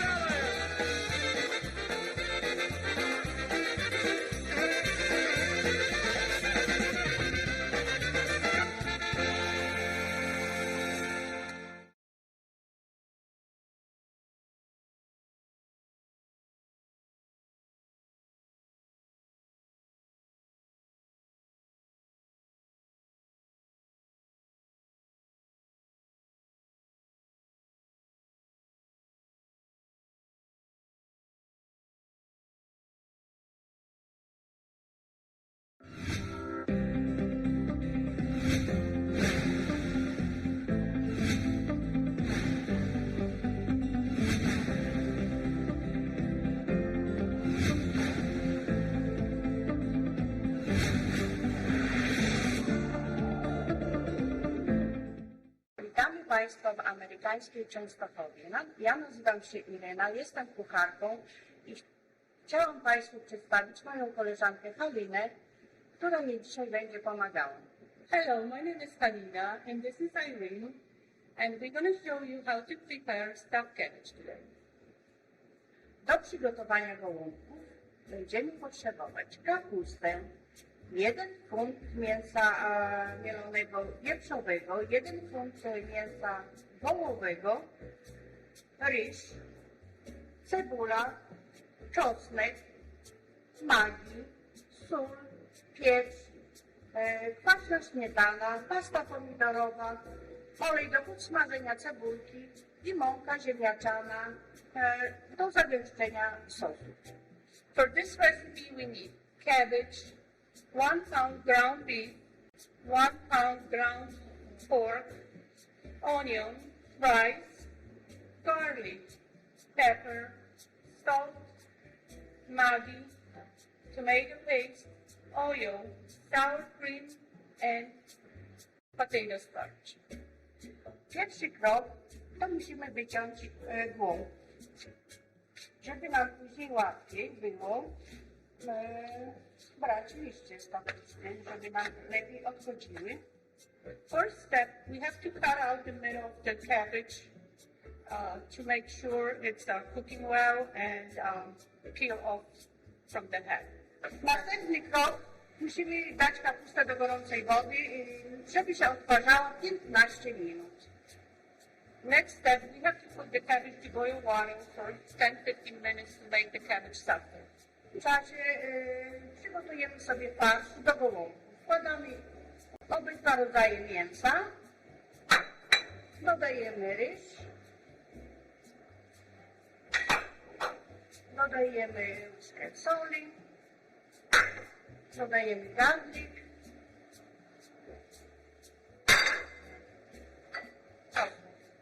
pieprz,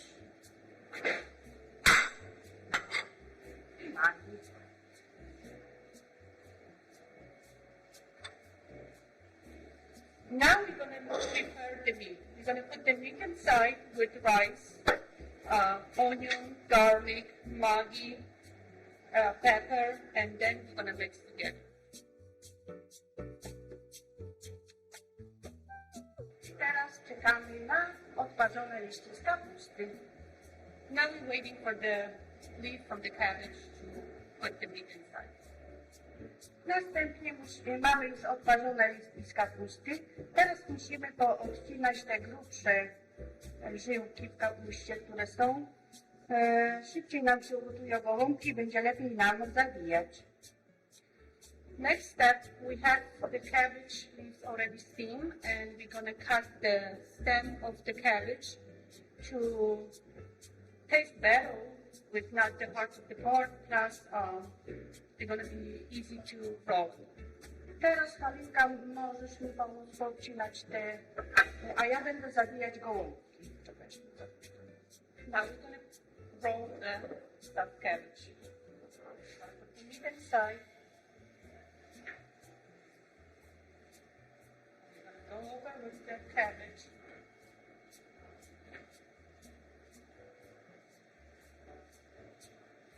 Już mamy przygotowane gołąbki, teraz zrobimy do nich sos. Bierzemy pastę pomidorową.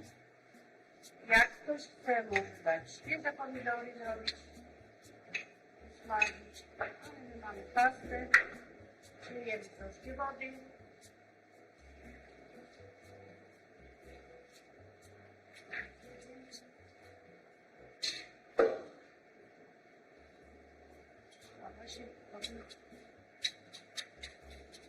Troszkę posolimy to, a później, jak się ugotują gołąbki, zaprawimy to mąką ziemniaczaną, głowę zimną. Have the stuffed cabbage ready, and we're gonna prepare the sauce for the stuffed cabbage. We're gonna put hot water in it, and we're gonna add it tomato paste. We're gonna mix it together, and we're gonna cover the stuffed cabbage. Stawiamy do piecu. Mamy już gotowe zalane gołąbki sosem. Stawiamy na 1 godzinę na 350 stopni Fahrenheita. Now we're going to put the stuffed cabbage to the oven for 350 for 1 hour. Po godzinie gołąbki są gotowe. Teraz przełożymy ich na talerz i jak ktoś lubi mieć sos, to musimy zrobić jeszcze, doprawić sos. After 1 hour, the stuffed cabbage is ready. Then we're going to put the stuffed cabbage on a plate. And then we're going to prepare thicker sauce for the stuffed cabbage, if somebody like it or not. I teraz mamy już gotowy sos. Polewamy na gołąbki troszeczkę naszym sosem. Now the sauce is ready, and we're putting on over the stuffed cabbage. Thank you for letting us share our food. We hope you enjoy our stuffed cabbage. We'd like to invite you to our cafeteria every Sunday to try Polish food. Mam nadzieję, że udało nam przekonać się Państwa do przygotowania gołąbków i jak widzieliście, wcale to nie jest takie trudne. Może nawet przygotujecie z tego przepisu, a na koniec życzę smacznego i zapraszam do kafeterii w amerykańskiej Częstochowie w każdą niedzielę. Dziękuję bardzo.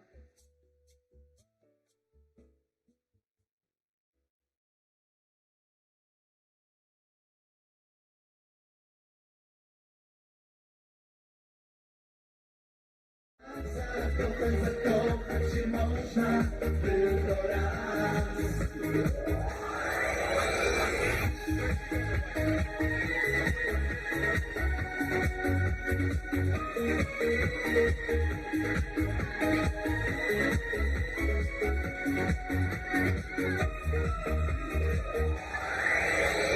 Myślają się kryje, bo znów ci złożę cały świat.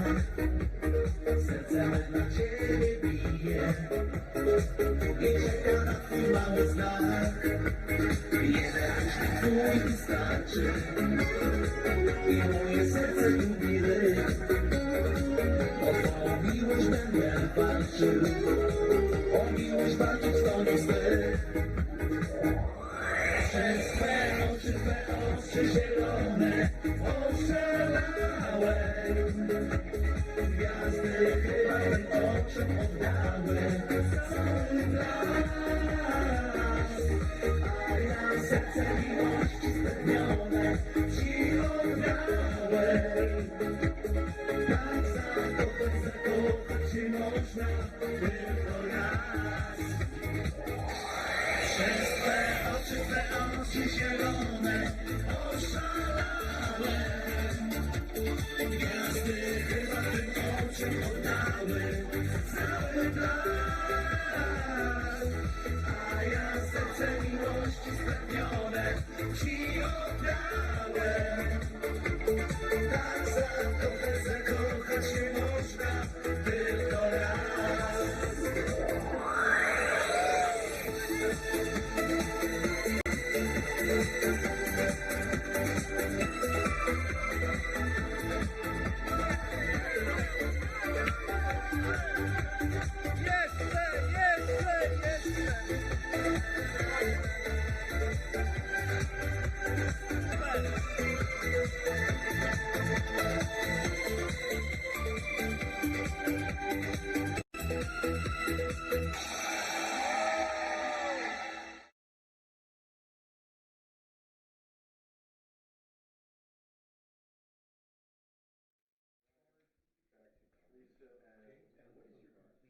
Przez te oczy zielone, zielone, oszalałem.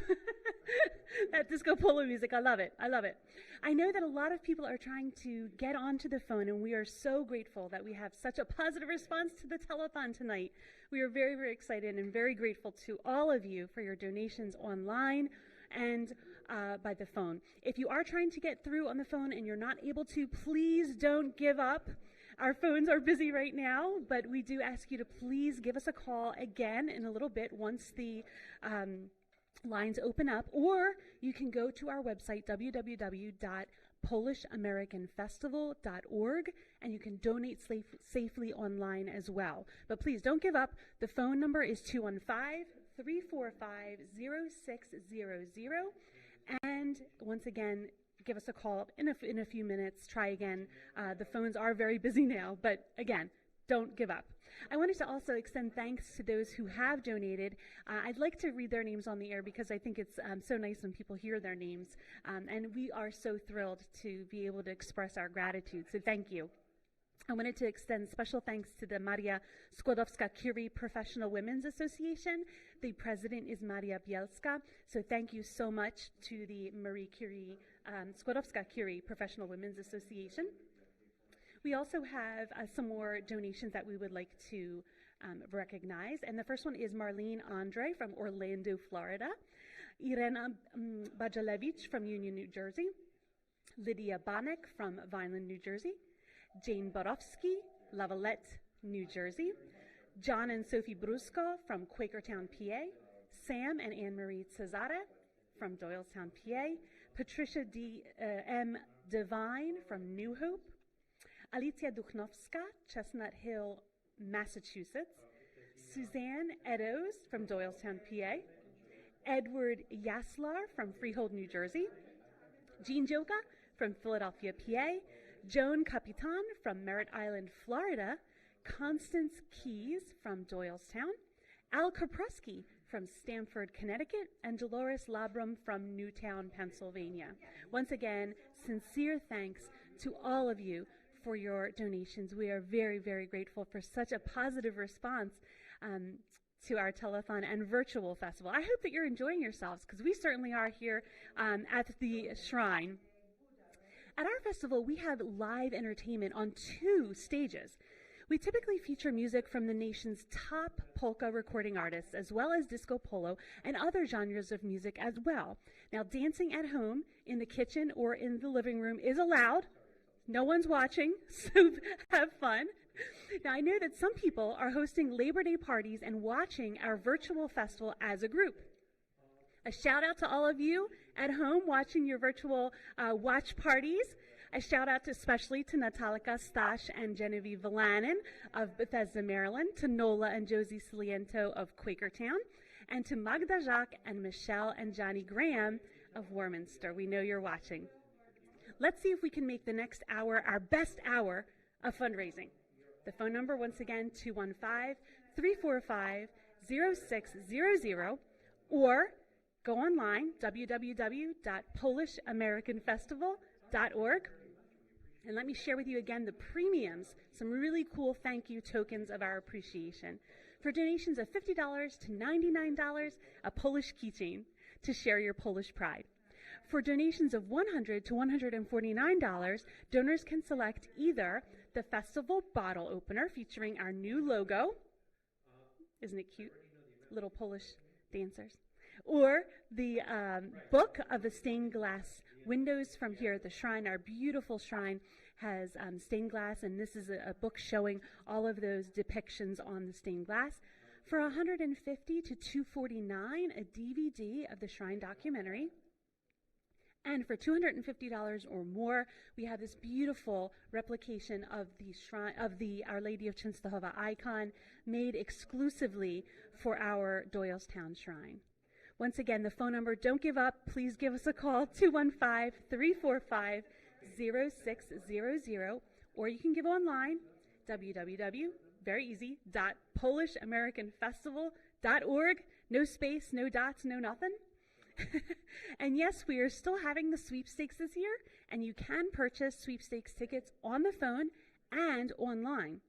The first prize this year is $10,000, and we are sending you your ticket stubs back, so don't worry about that. We will send you proof of your purchase. The sweepstakes tickets, once again, can be purchased online now or on the phone now as well. Zapraszamy do uczestnictwa w tegorocznej loterii.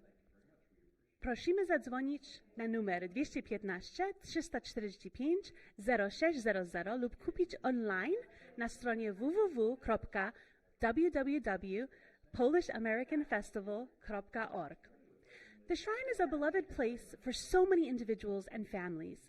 Several different groups of young people call the shrine their spiritual home, including a homeschooling cooperative led by Liz Parrish. You'll meet some of those groups in the next segment. The first interview will feature 4 members of Our Lady of Czestochowa youth group. They will tell us a little bit about their trip to Poland for Pauline Youth Days. We will also enjoy a performance by the Polish scouting organization Harcerstwo. If you've ever seen the Dożynki Harvest Festival demonstration on the village stage led by Druhna Dzitka, then you have enjoyed watching volunteers from the Polish Scouts participating in those cultural demonstrations.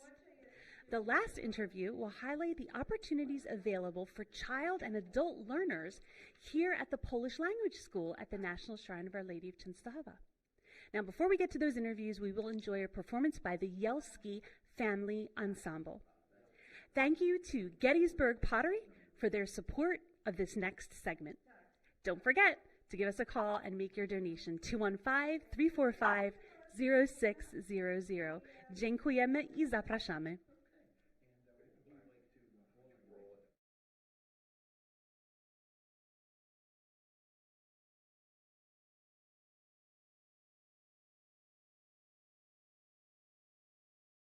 Hello, we're the Yelski Family String Ensemble coming to you from our home in Gilbertville, Pennsylvania. My name is Regina. My name is Zafia. I'm Yusuf.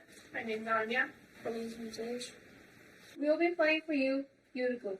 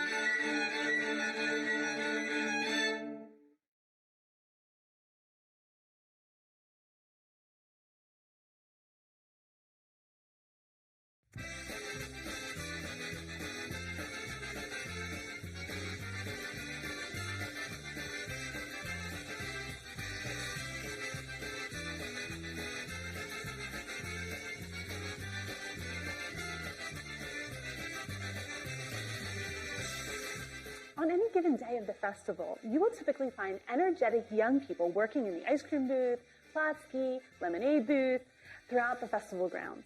We are so grateful for their help. Many of these young adults are members of the Shrine's youth group. We invited representatives from the Our Lady of Czestochowa youth group to tell us a little bit more about their activities. Joining us today are Susie Parrish, Nora Redmond, Catherine Boyle, and Aliana Van Hees. Susie, tell us a little bit about the youth group. So for our leadership, Ann and Dan Antonelli have been leading us for 7 years now. And Sean Palmer also began doing youth ministry with us last fall. And we're also blessed to have Father Timothy, who's a priest at the Shrine, be our chaplain. And Nora, can you tell us about the mission of the youth group? Our mission is to provide a fun and spiritual experience for teens to help them grow as young adults in their Catholic faith and nurture their relationships. We help them live their life in faith and shine Christ's light to others. Beautiful, beautiful. Catherine, what are some of the activities that the youth group organizes throughout the year? For our faith-related activities, they'll always have a topic that they'll discuss at the regular meetings, and we'll discuss it as a whole group, or we'll go into small groups and discuss them. And also what I like is they'll have a day in Advent and Lent called a Day of Recollection, where there'll be adoration and confession, and then they'll also set up different stations where each kid can go to each station and do different spiritual activities. So they're really nice. And you said that you were telling me that the activities are divided into 3 categories: faith, service projects, and then just fun activities. So can you tell us a little bit about the service projects and the fun activities? Well, the last service project that we did was a holiday food drive, where at one meeting we each designed a poster to hang around the shrine advertising. And we definitely did get a good amount. We got like 2 baskets full. We all got together and sorted it out. Beautiful, beautiful. And what are some of the social activities that you do? For the social, we have games, volleyball, campfires, bonfires, and movie nights. And we've also gone hiking, which I like. Wonderful. Susie, how many people are in the youth group? It's around 15 or 20. 15 or 20 people. Wonderful. Sounds like a lot of fun. I understand that several members of your group traveled to Poland last summer to participate in the Pauline Youth Days. Can you tell us a little bit about your trip, Aliana? Yes, it was just an amazing experience, spiritually, but also like learning the culture and the history. So we always started the day with daily mass at different churches depending on where we were that day. We went hiking. We saw, we had mass at Our Lady of Czestochowa in Poland, which was a magnificent experience. And so at Pauline Youth Days, we had daily mass and always did Liturgy of the Hours and adoration. We had a Bible study where we discussed, they gave us passages, which we read, discussed, and also reflections. And every day there was a talk about the theme. And in the evenings we had a bonfire and cooked food and just, laughed, played, and sung songs and danced with a bunch of kids we met. You met a lot of young people in Poland, Polish young people. Yes. Good. Susie, tell us about some of the other places that you visited in Poland. So I understand that you went to the Our Lady of Czestochowa, Jasna Góra. So we also went to the Divine Mercy Shrine, which was really beautiful. Like Aliana said, we went to the Tatra Mountains in Zakopane. And we went to the city in Krakow as well, which was really nice. And what was it like, girls, to visit the original shrine of Our Lady of Czestochowa in Poland? It was just amazing. Like, you can almost feel like Our Lady's presence at the shrine. And you got to celebrate Holy Mass there in front of the original icon? Yes. There was just, you could feel like happiness and joy and just like in the area. And I bet it was a fun experience to be there with the other Polish youth. And were there also youth from other countries or just the U.S.? At Pauline Youth Days, I met a girl who was from Germany, so it was probably like various countries around Poland. And then it was us. So would you go back to Poland? Yes. Yeah, definitely. In a heartbeat. Definitely. Yeah. And do you feel like there's a little bit of Poland here at the shrine? Yes. Do you feel like a connection, right? Mm-hmm. Wonderful, wonderful. So if someone is interested in joining the youth group, what would you recommend that they do? I understand that you're always looking for new members, yeah? So we have an information page on the Shrine website, and they can also contact the office, Father Timothy, they can call. We meet 2 times a month on Fridays in Wazinski Hall at 7 p.m. Okay, wonderful. So please give us a call at 215-345-0600 or the Shrine's website. Congratulations, you're such beautiful examples of young Catholic youth. I'm so proud of the activities that you're involved in, the service, the faith, and the social activities. Really, congratulations and thank you on behalf of the festival for all of your support and all of your volunteering during the festival. We wish you God's blessings, and we hope that the youth group continues to thrive.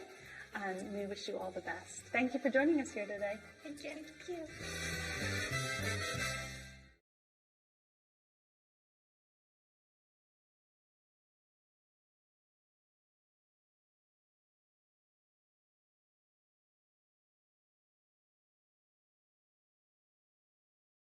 Związek Harcerstwa Polskiego od wielu lat bierze udział w Polsko-Amerykańskim Festiwalu w Doylestown w Czestochowie przy Bazylice Matki Boskiej Częstochowskiej.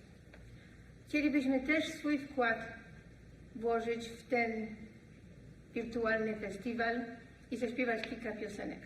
Co roku przyjeżdżamy, przedstawiamy dożynki, pomagamy w festiwalu.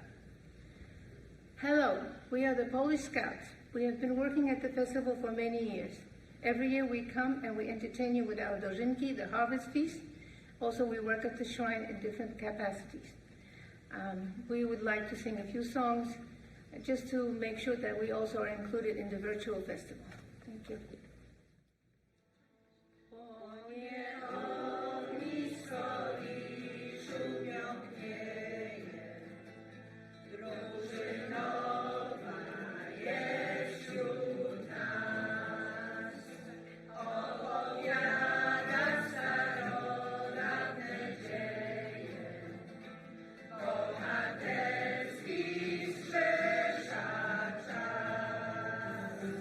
Oryce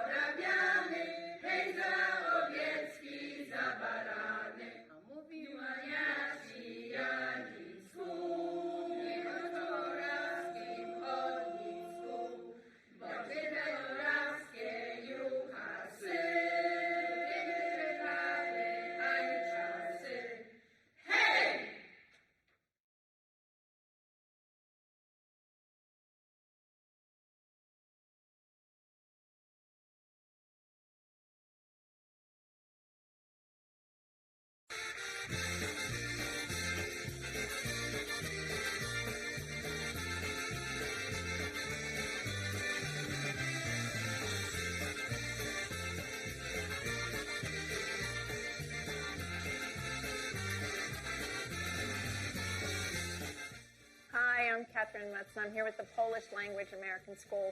If you've ever visited the Polish Village at the festival, you've probably had a chance to purchase Polish cultural items or unique cuisine at the booths offered by the Polish school here at our American Czestochowa. We are pleased to have the Polish school principal, Joanna Mikoluk, and Agata Dajewska with us today, as well as Victoria and Patrick.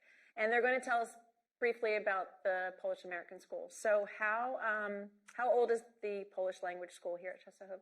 It was started in 1999, so we just celebrated our 20th anniversary, and we are about to start our 21st year. That's pretty amazing. Congratulations. And what classes are offered at what ages?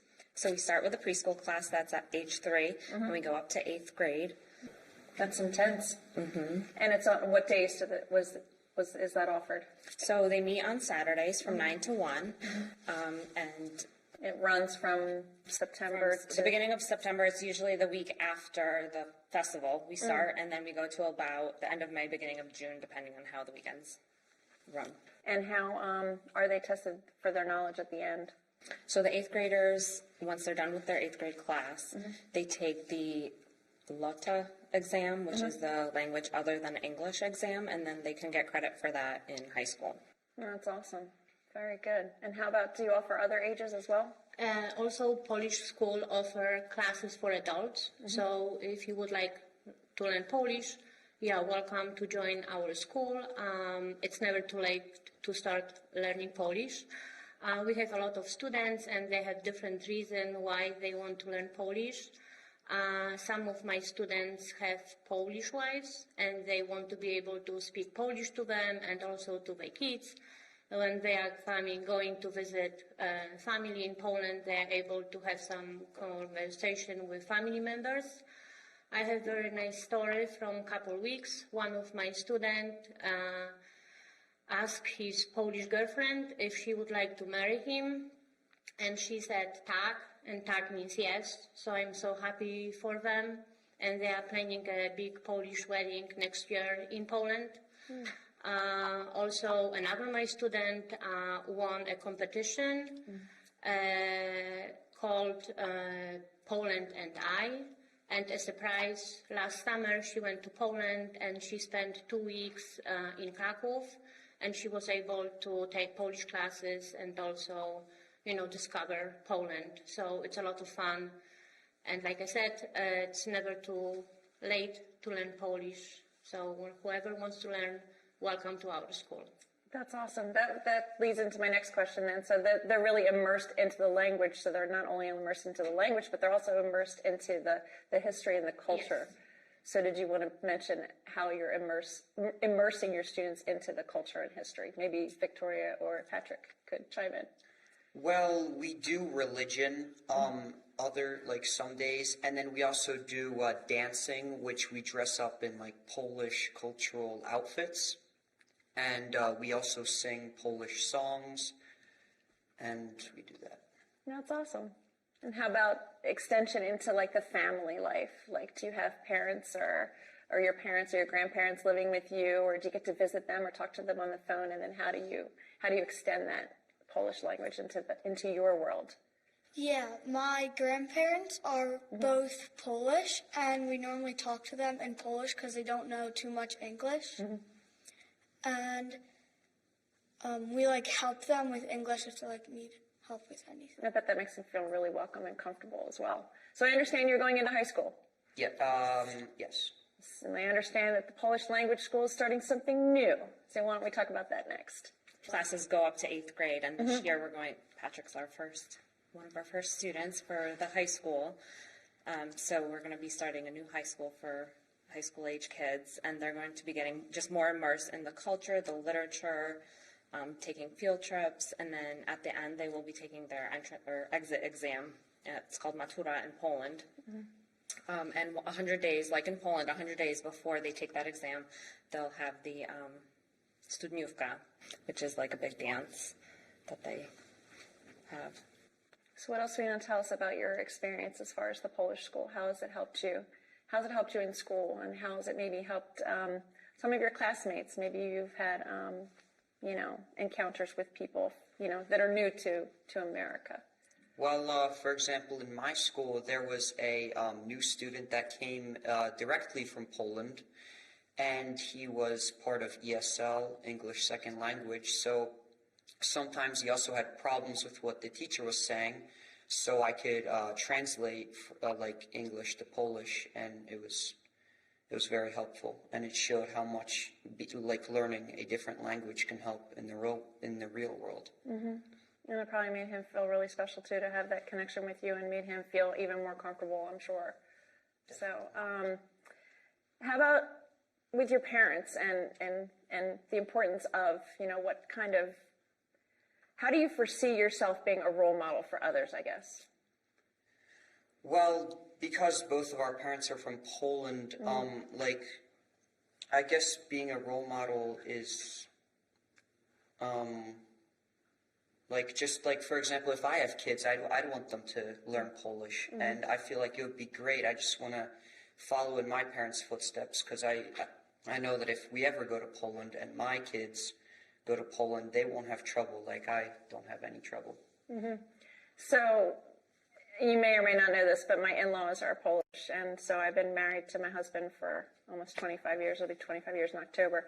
So, we took a trip to Poland 2 summers ago, and funny that you say that, Patrick, because the people that were on the trip with us, on the pilgrimage with us, they're like, okay, Andrew, go talk to so-and-so, because we want to like get them, you know, they're saying that it's this amount, but we want to get them to this amount. Can you help us, you know, because, you know, you're there, you're experiencing it, and you're, you know, you're teaching others at the same time. So that's a wonderful thing. And I bet you'll remember that person from your elementary school, your 8th grade year, and if not, make a, you know, long-term connection with that person. So that's awesome.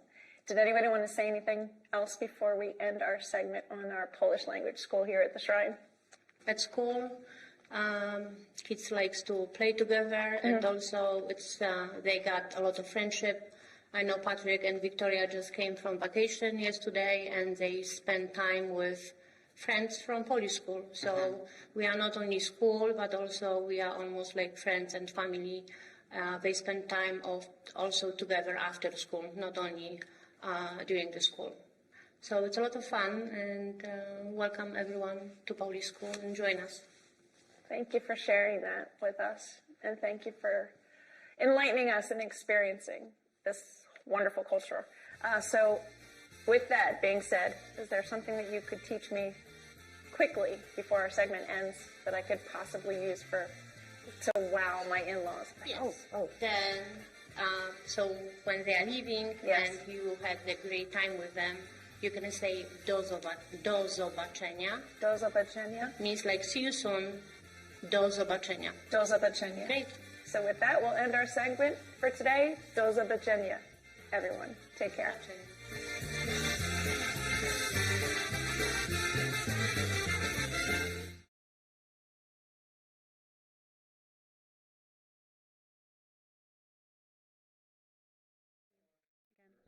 No.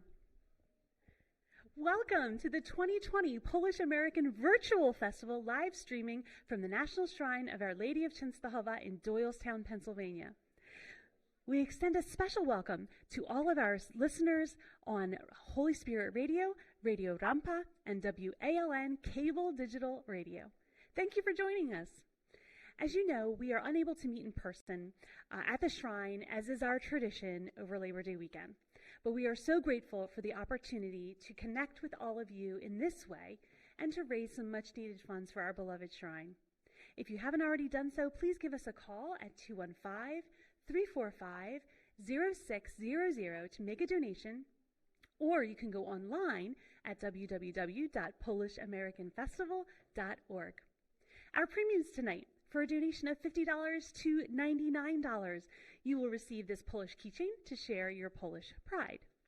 For donations of $100 to $149, donors can choose between our fancy schmancy bottle opener with our new festival logo on it. It's pretty cool, actually. And also a wonderful book featuring the stained glass windows here at the Shrine. For $150 to $249, our DVD of the Shrine documentary. And for $250 or more, our beloved icon, this beautiful picture of Our Lady of Czestochowa, specially designed and produced exclusively for our Doylestown shrine. The phone number once again is 215-345-0600, or you can give online at www.polishamericanfestival.org. The festival sweepstakes is also taking place this year. It's always an exciting feature of our annual event. This year, the grand prize is $10,000 in cash. Who couldn't use $10,000, right? Sweepstakes tickets can be purchased by calling now, 215-345-0600. Our volunteers are standing by. You can also purchase online at www.polishamericanfestival.org. Zapraszamy do uczestnictwa w tegorocznej loterii. Prosimy zadzwonić pod numerem 215 345 0600 lub kupić online na stronie www.polishamericanfestival.org. Ladies and gentlemen, if you have ever visited us during the second weekend of the festival, on the second Sunday, you will have seen the band performing in our next segment. I am not going to lie, I am a huge fan of the string band tradition here in Philadelphia because my dad, Walt, was a mummer and a member of the upcoming band for 13 years. A great group of musicians who have been performing at our festival for decades. They carry on the tradition of their founder, Joseph Jankowski, and proudly carry the name Polish-American String Band since 1933. Did you know that the band performed in a private audience in Rome for Saint Pope John Paul II, our beloved Polish Pope? Paul Malik and I visited the band at their clubhouse in the Port Richmond section of Philadelphia and recorded an exclusive concert just for you. This next segment will also highlight how volunteering at the festival is a family affair. We'll hear from some more of our longtime volunteers, the captains of the Platzki and Grilled Kielbasa booths. The segment will conclude with a beautiful performance by Philadelphia's own PKM Polish Folk Dance Ensemble. Give us a call to make your donation large or small at 215-345-0600. Now, you may have heard that the Mummers Day Parade has been canceled. That's the annual New Year's Day Parade in Philadelphia.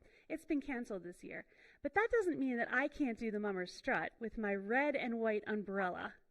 So let's hear from the Polish-American String Band. Take it away, gentlemen.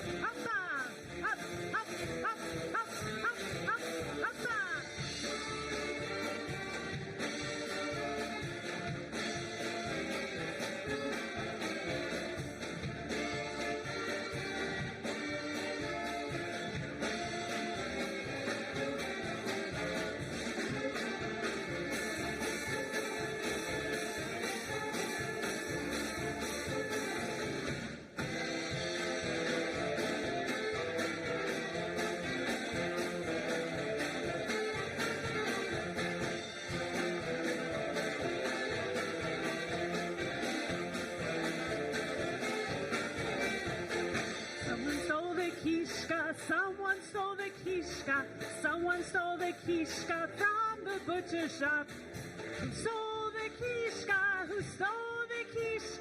Who stole the quiche from the butcher shop? Who stole the quiche? Who stole the quiche? Who stole the quiche from the butcher shop? You can take my szynka, take my fine kielbasa. You can take my pierogi, but bring me back that kiszka. Who stole the kiszka? Who stole the kiszka? Who stole the kiszka from the butcher shop? Who stole the kiszka? Who stole the kiszka? Who stole the kiszka? Please bring it back. Hop, hop, hop, hop, hop, hop, hop back. Hop, hop, hop, hop, hop, hop, hop back.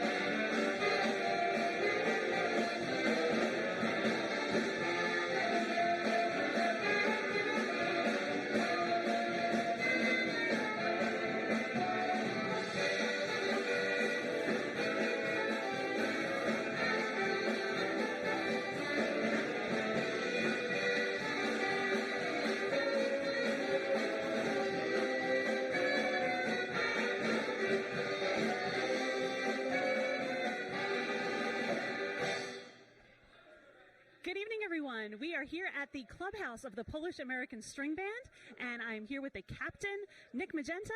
Nick, thanks for having us tonight. Thanks for having us as well. And we're going to interview Nick, ask him a couple questions. Nick, how long have you been a member of Polish-American? I've been a member, this will be 19 years. I've actually paraded a few more years prior to that, but officially joined the band 19 years ago. A long time. And how about as captain? Captain, this technically is my 9th year as captain, so yeah, been around a little bit. And how is this, I understand that a lot of the string bands, it's a family affair, so is that the same in your family as well? Absolutely, yeah. I think we have, there's quite a few my family members. My dad's been a member for over 50 years. My brother's a member. I got cousins, uncles, my grandfather. So yeah, definitely a family affair for my family, for sure.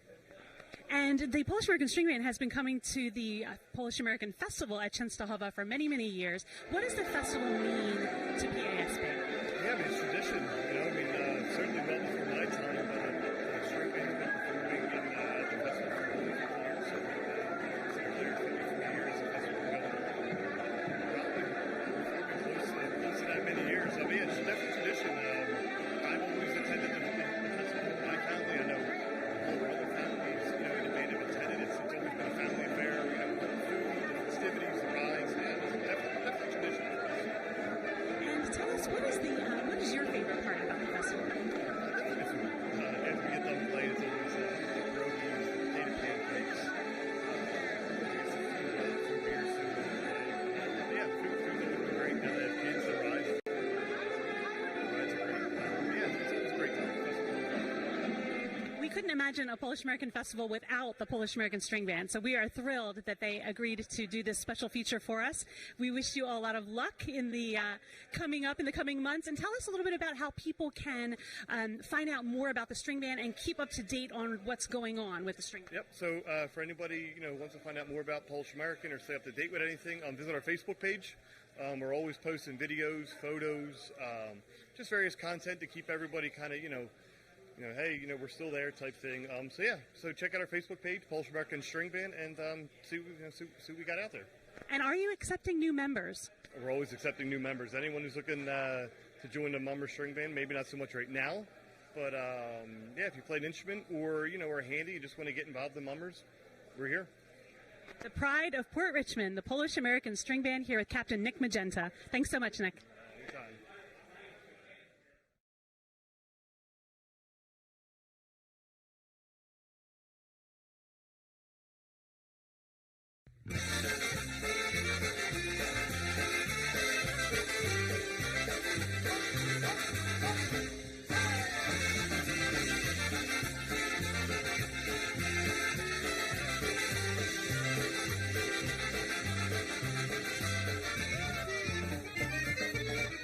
Polish-American Family Festival and Country Fair is organized and run by an extremely dedicated core of volunteers, including a festival committee that meets monthly throughout the year. I am excited to introduce you today to some very special individuals, and by special, I mean that they are truly unique to sacrifice so much time, energy, and effort to such a large undertaking as the festival. Joining me today are Liz and Scott Parrish and their son Danny, and Jeff Brooks. So in the Plotsky booth, it's a family affair. Scott and his wife Liz and their 8 children can be found preparing potato pancakes, Plotsky, during the festival. Liz, how important is it to you that your children are involved with the festival? It's very important. And actually, we feel that service is a great, vital component to our faith. And it actually brings us great joy. And in working the festival throughout all these years, it's an easy way to weave that into our family. We've been doing it 17 years now, and the kids love it. They've actually balked on occasion to not go on vacation because they would miss the festival. So we plan all our vacations around the festival. We absolutely love it. It's a great family time, and it just teaches them that you have to give back, and it's very easy to do for us because we love it here, and we all have a really fun time. And all the children have participated. They all have. They've Grown up. We have pictures from when the kids were very little. Our oldest Andrew is 26 now, and he'll even come home. If he's home, he'll come and work the festival. All the girls have been here, and Danny here is our youngest, and he loves it too, right, Dan? Yeah, it's been really fun working at the festival all these years, and it's been really fun working in the Polski booth with my family and stuff. Mm-hmm. What is your favorite part? Working with all my friends and my family and stuff. And you did such a great job. So, Scott, a lot of people like potato pancakes, including me, and so you work in a very, very busy booth. So how do you keep everyone in line, and how do you keep the volunteers calm during that really busy time? Everyone does work very, very hard. I don't know. Everyone is just ready to pitch in, and when those waves of many, many customers come, everybody just works really hard, and there's no breaks until we've got folks fed. I would just talk about the volunteers for a second. It's so amazing. There's people that come to my booth to work that I only see once a year or during the festival times. They come back every year. They drive from great distances, come to the festival. They come with their grandkids now, and they work hard in that booth every day. Every festival day, they're working hard, and it's really fun too. It's very hard, but it's also kind of a joyous thing. We all look forward to getting together as a team and working hard and supporting each other. So I don't know. It doesn't really seem like work. It's almost, it goes by so fast. I mean, it is hard, but I think people really look forward to it. They come back every year to work. So it's amazing. They're amazing volunteers. That's wonderful. That's wonderful. And you're there for all 5 days of the festival, really. So that's a lot of time. Now you have to solve for us a major question here, a dilemma: applesauce or sour cream on Plotsky? I like sour cream. I like sour cream too. How about you, Liz? I'm applesauce. Oh, okay. And what is that? I'm just out of curiosity. What's the majority of people who come? It's mostly sour cream. Sour cream, okay. But there are a lot of people who like that. Very good. Well, they are very delicious, and thank you for preparing them and for keeping the Plotsky booth running for 17 years. God bless. That's wonderful. And Jeff Brooks, the man who runs not only one booth, but 2 booths, grilled kielbasa and chicken. So how long have you been involved with the festival, Jeff? I started in 2009. Okay. And why do you do it? Well, originally I got involved for very special personal reasons. My grandmother, Babci, was from a small village in Poland, Wapikupaki. And she instilled in my father, my aunt, uncle, the Polish traditions. And I thought, well, as I got older, a unique way to connect with them and to honor them would be to get involved with a festival that connects people to Polish culture and tradition. Yeah. So it kind of went hand in hand. It seemed very logical. Just took me a while to get there. So, and how long have you been involved? So that's 11 years? 11 years. Yeah. And tell us a little bit about the grilled kielbasa booth. How do you keep it running? By accident a lot of times. Yeah, I think the expression, I don't think so. I think the expression Polak potrafi comes into play. A Pole can do it. We call it a democracy. Nobody's the boss. I'm the captain, but nobody's the boss, and everybody's very special in that we each have our areas. And it's interesting too because we have people from Poland with limited English, people from English, no Polish. And it's just amazing how it comes together. So I think you get a combination of culture and camaraderie really makes it fun. Mm-hmm. And I know that because you're running 2 booths, there's a lot of preparation involved. So how do you sort of prep? What does it take? And this is for all of you. I mean, you're booth captains, so you're preparing the booth. What does that mean exactly? Well, it's interesting because with the kielbasa, it's almost the same day affair. But with the chicken, we think, a special preparation recipe. So what we do is we give it a rub. And we're talking, I think last year we did 768 chicken dinners. So you're rubbing 768 half chickens. It's a lot of work. And we have some real special women that come in and sacrifice days off from work to help prep. We never have enough, but again, the camaraderie angle. We had, last year, a couple people had emergencies come up. Well, there's some people from Poland that live in Brooklyn now that they work in pierogi, they happened to be by. They just rolled up their sleeves, pitched in, and we got it done. So the chicken's a lot of work. The kielbasa is kind of the same day affair. And there's also the sides, and we have to bring it together. So it's more like a restaurant there than it's just a, one-off serving each thing. And what does the festival mean to you?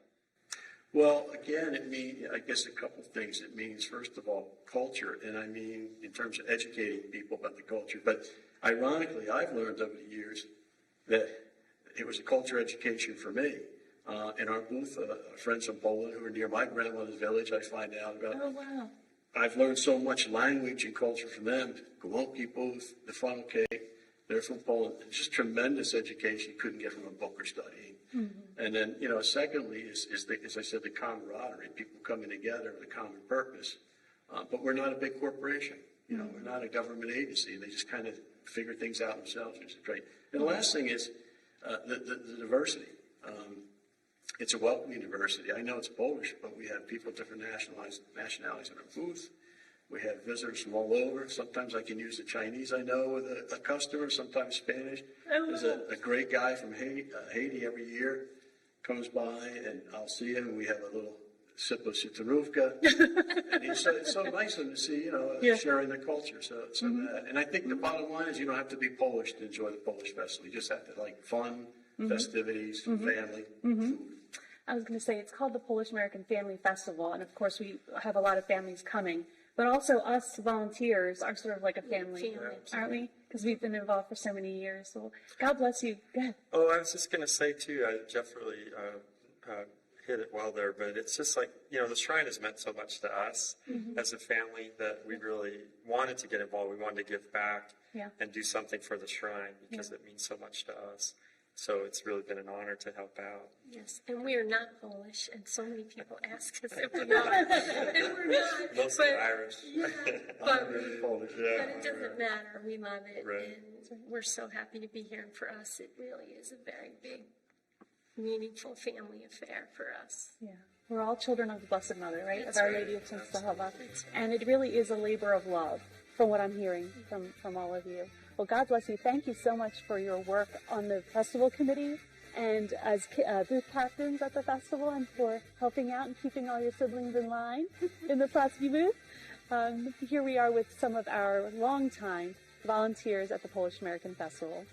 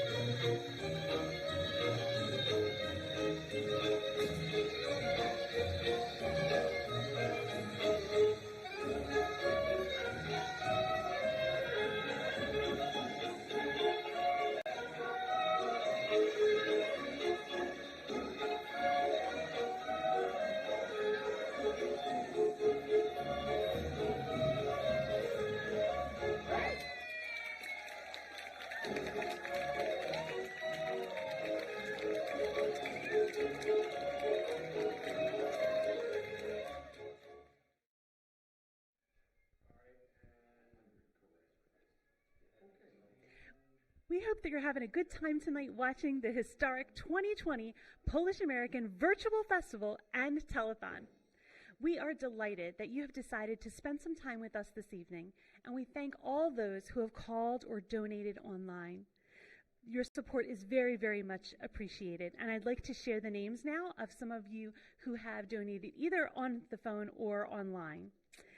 Józef and Zosza Lipkowski from Brooklyn, New York, Annette and Thomas McCool, Doylestown, PA, Joseph Mikołajczyk, Bridgeport, PA, Phyllis Morgan, Irwin, PA, Elżbieta Nowak-Platek, Brooklyn, New York, Angelo Palazzo, North Hollywood, California, Bernard and Shirley Petro, Mannequin Sabat, Virginia, John and Helen Ras, Elmont, New York, Zbyszek and Marysza Rejak from Philadelphia, PA, Nick and Jeannie Saponara from Horsham, Teresa Timko from Wall Township, New Jersey, Jan and Tom Walker of Doylestown, PA, Teresa Voss from Clifton, New Jersey, and Genovefa Wozniak, Brooklyn, New York. We also have Mike Knezik and Carmela from Lansdale, Druchna Bożenka Buda from Silver Spring, Maryland, Teresa Romanowski from Philadelphia, PA, Józef Lipkowski, Dale Meyer, Janet and Steve Kazmierczak, in memory of the deceased members of the Kazmierczak and Przemilski families. We'd like to give a shout out also to Anthony Polash out there in Lancaster, PA. Thanks for tuning in. Also to Krisha Volanin, we know you're watching. Also, I wanted to give a shout out to the Saturnus family over here in Chalfont. I know you're holding a watch party, so thank you so much for tuning in. If you haven't had a chance yet to donate, there's still time. Please give us a call at 215-345-0600 and make a donation right now. Our volunteers are standing by. Or you can make a donation safely online at PolishAmericanFestival.org.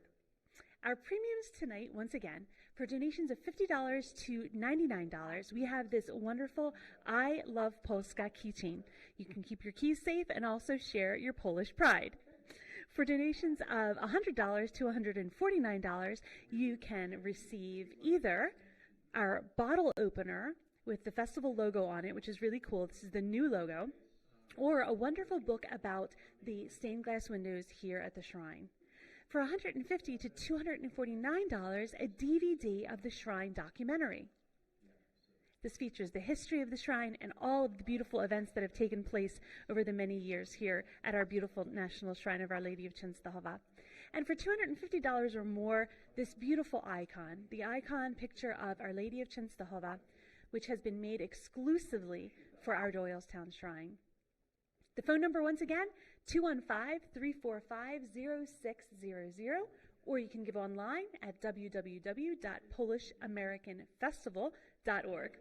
Now, some people have been asking about our sweepstakes tickets. They can also be purchased now on the phone at 215-345-0600, or buying them online at www.PolishAmericanFestival.org.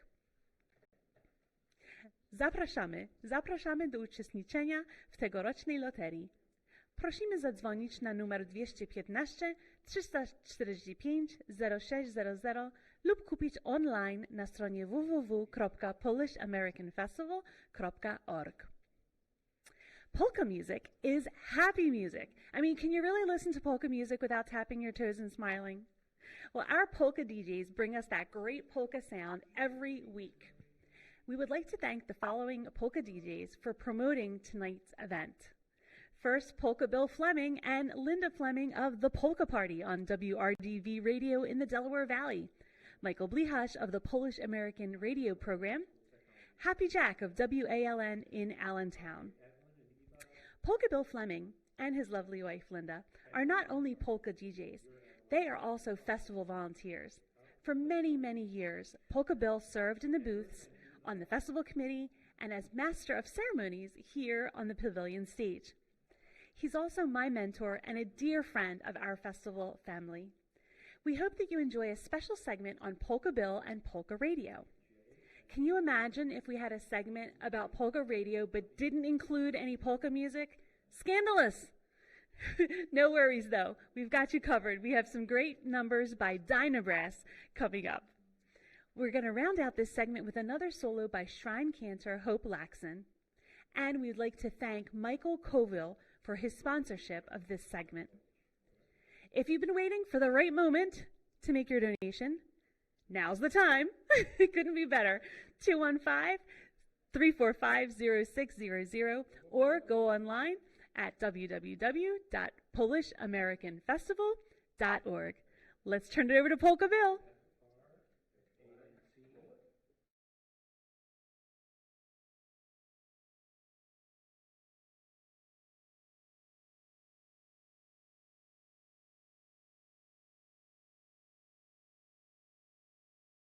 So we are here with Bill and Linda Fleming, and we'd like to, first of all, thank you for being here with us today.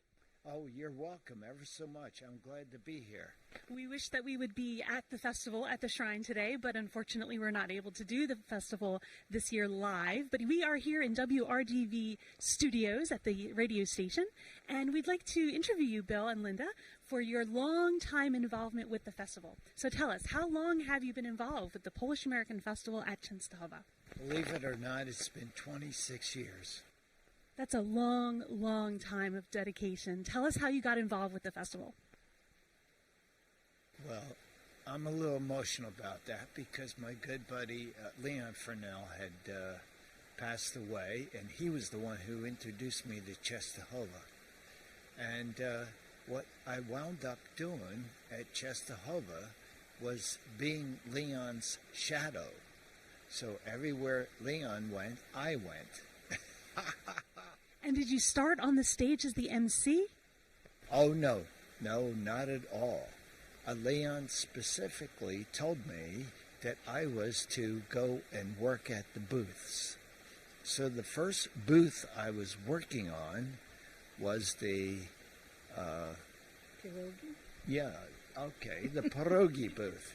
And the reason why that is because a lot of people always started out at the pierogi booth where there were lots of pierogis with onions or potatoes or sauerkraut, and it was so delicious, and how they made them and everything was really fabulous to understand what the going on was behind the scene. Did you get to taste test a couple of those pierogi too? Oh, I took some home. Are you kidding? So you have a lot of experience at the festival, not only with the entertainment, but also with the behind the scenes and the food production. So tell us, go ahead. Well, before we go on, I want you to know that I worked on other booths as well. We worked on what we call as the kielbasa booth, and that has grown in the way that it has been modernized. But when I first got there, it was really awesome to realize how they did things and to satisfy the customers who wanted to take them home or eat them right there. Then I wound up working at the Plotki booth. Oh, wow. So it was that all the festivities that were going on, I had to learn because Leon Furnell said, if you want to be part of this, you have to be part of every booth that is here in order to share the knowledge that I have. And, you know, I remember Leon Furnell as a child going to his radio program, and he was, of course, also a polka DJ. So Leon Furnell was the master of ceremonies at the festival for many, many years. And how many years were you the master of ceremonies? Believe it or not, about 13 years. That's a long time. Thank you so much for your dedication and your service to the festival. But after 13 years, I said, Polka Bill is not forever. So I wound up training this young blonechka. And I forget her name at the moment, but it'll come to me. And Linda, of course, was there with you all the time supporting you, yes? Sure. Yes. We're always together. Linda was working with the chair people at that time, Don Bound and Lou Ruchowski and Ann Ruchowski. Mm-hmm.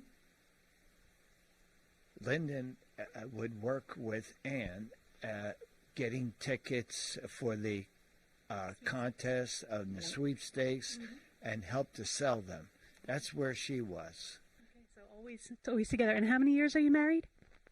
48. 48 years. God bless. So let's talk about the polka show. So the polka party has been on the air for how many years? The polka party has been on for 30 years. 5 years at one station and 25 years at another station, which is this one right here. And let me tell you, it's all about the people.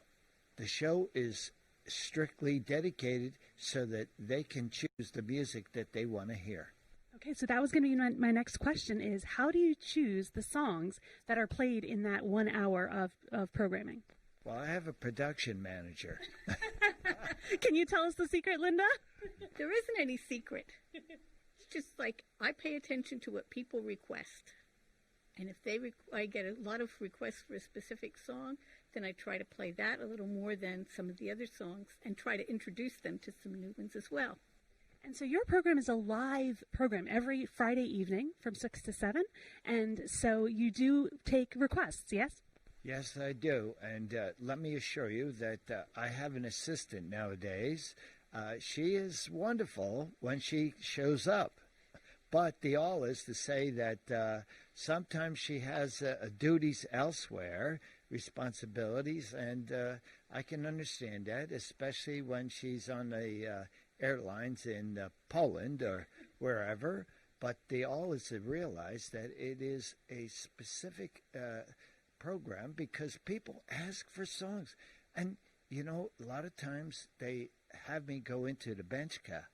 And I have to dig deep for these songs. Like tonight, I will be playing something known as the Teresa Polka. Oh, wow. But Stas Belanda will be doing it. Wonderful.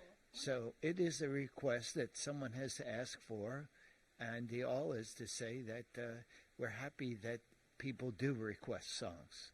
That's wonderful. And one last question. What do you like the most about polka music and about having a polka program? Well, emotionally, with the idea that I have given back something that no one can realize what value it is. But when I was a little guy, I was in the orphanage, in Polish and Lithuanian orphanage, and this is my give back to say, dziękuję bardzo, moja droga, ja cię kocham. Beautiful. Thank you so much, Bill. Thank you, Bill and Linda, for your great dedication and service to the festival. We thank you, and now we're going to go and listen to the polka show.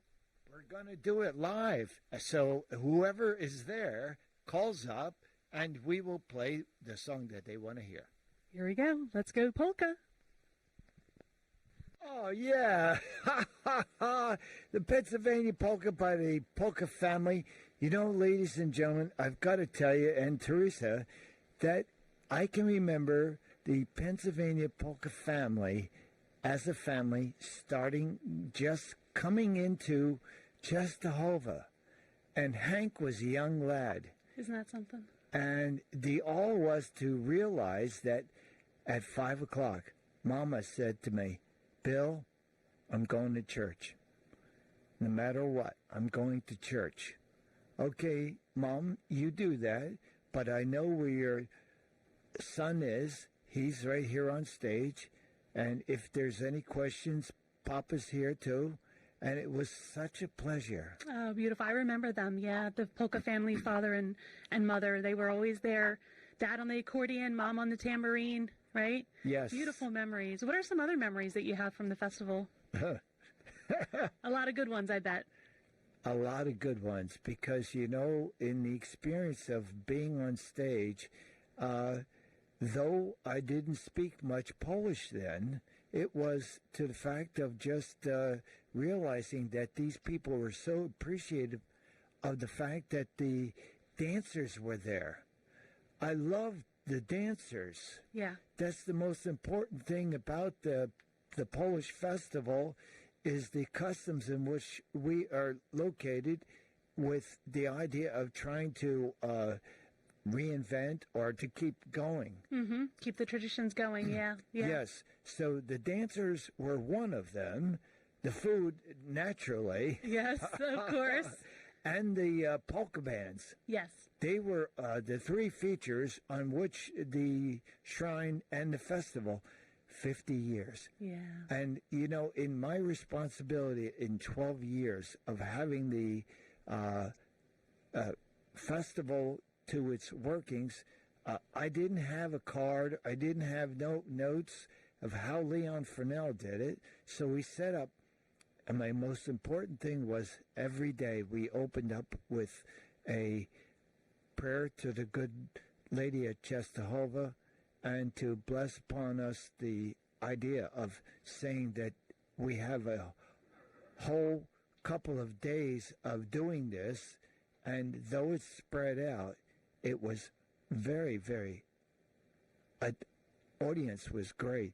Yeah, and people don't realize the amount of work that goes into that, into being on the stage and being the master of ceremonies and talking with the bands and the guests and the dancers and keeping everything running. So God bless you for all those years of your service, really, as a volunteer, not only on the stage, but the years before that when you were in the food booth, because it gets hot in there in September and end of August. It is hot. Very hot. And, you know, the best part about that is the camaraderie. Because you work with these people every year, and you build up such a rapport and respect for each and every one of them. Yes. Yeah. I known a few of the people, and they're passed away. But, you know, the memories are up here, and I just can't help to say that they were all kind to me. Yes. Yes. You know, and again, like I say, Polka Bill's not forever. But for you who are listening, we're talking about Czestochowa, its past events, and this year the shrine is not having a Polish festival, but they're having a Polish video. So if you want to support the shrine and its video and the shrine itself, 215-345-0600 is the phone number that you can write a check out to. Please, whatever you do, it is just a matter of saying, dziękuję bardzo. Thank you very much, because your help is needed to keep the shrine the way it is, as beautiful as it is. How many years? Teresa, come on. For the shrine? Yes. 1966. How many years is that? You're right. Over 50. And they always say that to see the little chapel, oh, gosh, everybody didn't realize that that's where it all started, was the first wooden, it was a barn, and they made it into a chapel, and it was quite overwhelming to see this happen. So with 54 that, years. Hi, everybody. This is Polka Bill, and I want to say to each and every one of you, you know, it's like being on stage once again here at Czestochowa, appreciating the fact that you are out there in the audience. Well, it's not there. It's not happening this year, only because we're so sad because of the virus. And we want to protect you as well as us. So if you want to be kind enough and encouraging you to call 215-345-0600, and you can make a donation to the National Shrine of Our Lady of Czestochowa. You know, your donation doesn't need explanation. You've been there. You've done it. You've seen it. And my all is to say to you, please give what you can, because we're reaching out saying thank you, thank you, thank you. That's all we can ever do. But just remember what it is that you are encouraging. Our Polish heritage, that's the way, because we have to keep it up and going, you know, for 50 years plus. That's what we have here at Czestochowa, and a camaraderie of young people as well as old people working. It's over 500 people that helped at the shrine in the past year, and now we have to hold on and put our foot off the gas pedal, because, you know, as we are going into this year, we cannot have that festival. So we're encouraging you, once again, please, that number, 215-345-0600, do the best you can. You know, it is for my request to say to you, dziękuję bardzo. Thank you ever so much. Moje drogie, ja cię kocham.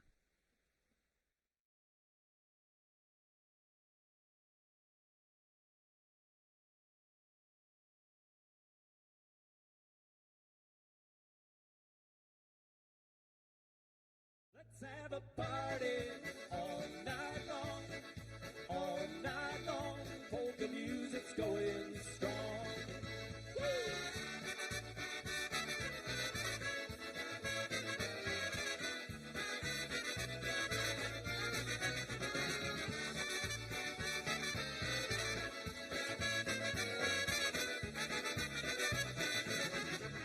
Let's have a party all night long, all night long. Everyone can sing along, 'cause it's a good time all night long, all night long.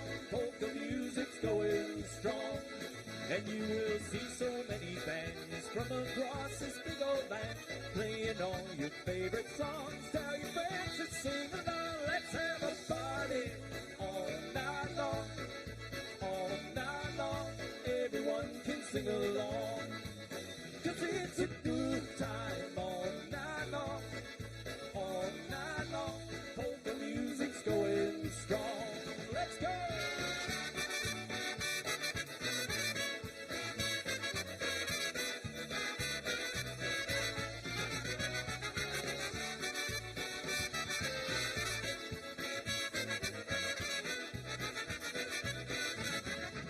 Let's have a party all night long, all night long. Everyone can sing along, 'cause it's a good time all night long, all night long. Polka music's going strong, and it's that rocking polka beat that's gonna sweep you off your feet. Well, there's nothing that compares. Polka music's in the air. Let's have a party all night long, all night long. Everyone can sing along, 'cause it's a good time all night long, all night long. Polka music's going strong.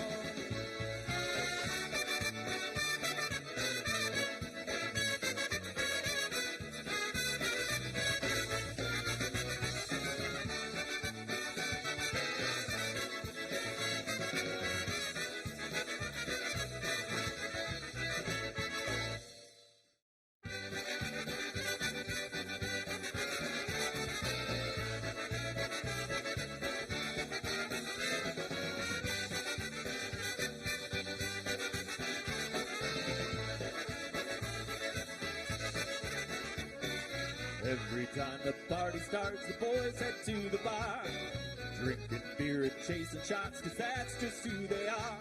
They stand around like they don't care when the band begins to play. The girls jump up and hit the floor, and it always goes this way. The girls just wanna dance, the girls just wanna dance. They sing along to every song every time they get the chance. Girls just wanna dance, yeah, the girls just wanna dance. They sing along to every song, dance around all night long, 'cause the girls just wanna dance. Let's go!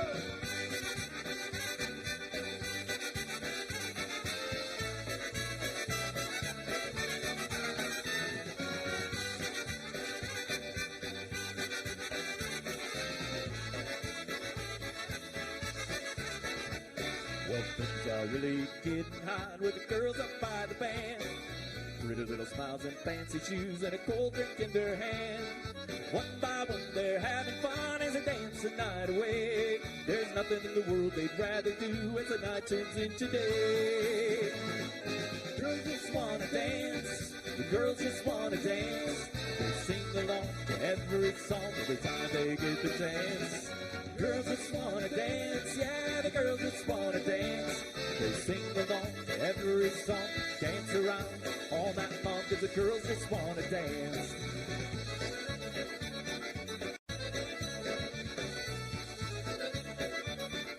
Mr. Chris Hendricks. They sing along to every song every time they get the chance. They sing along to every song, dance around all night long, and the party keeps on going strong. The girls just wanna dance.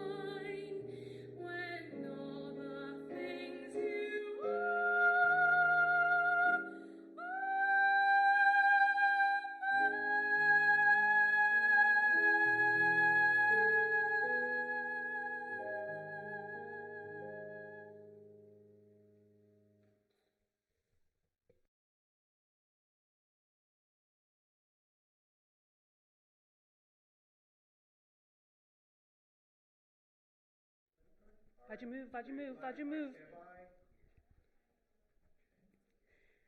Thank you. That was beautiful, Hope. Thank you so much for sharing your beautiful voice with us for our telethon and also for all of those who come to Mass here at the Our Lady's Shrine.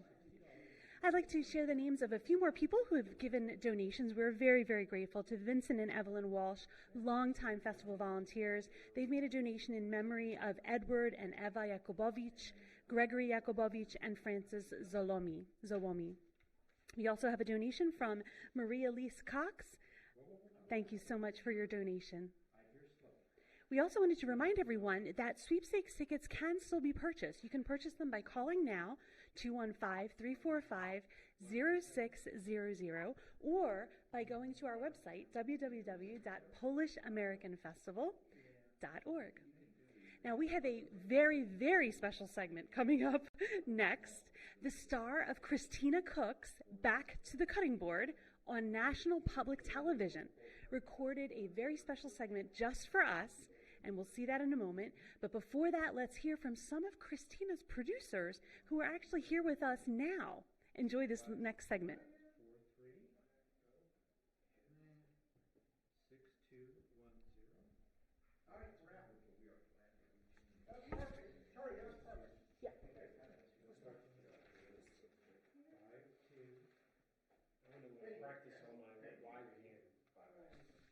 Okay, give me that special. We have a very special segment coming up featuring Christina Perillo of Christina Cooks from Public Television and the Create Network.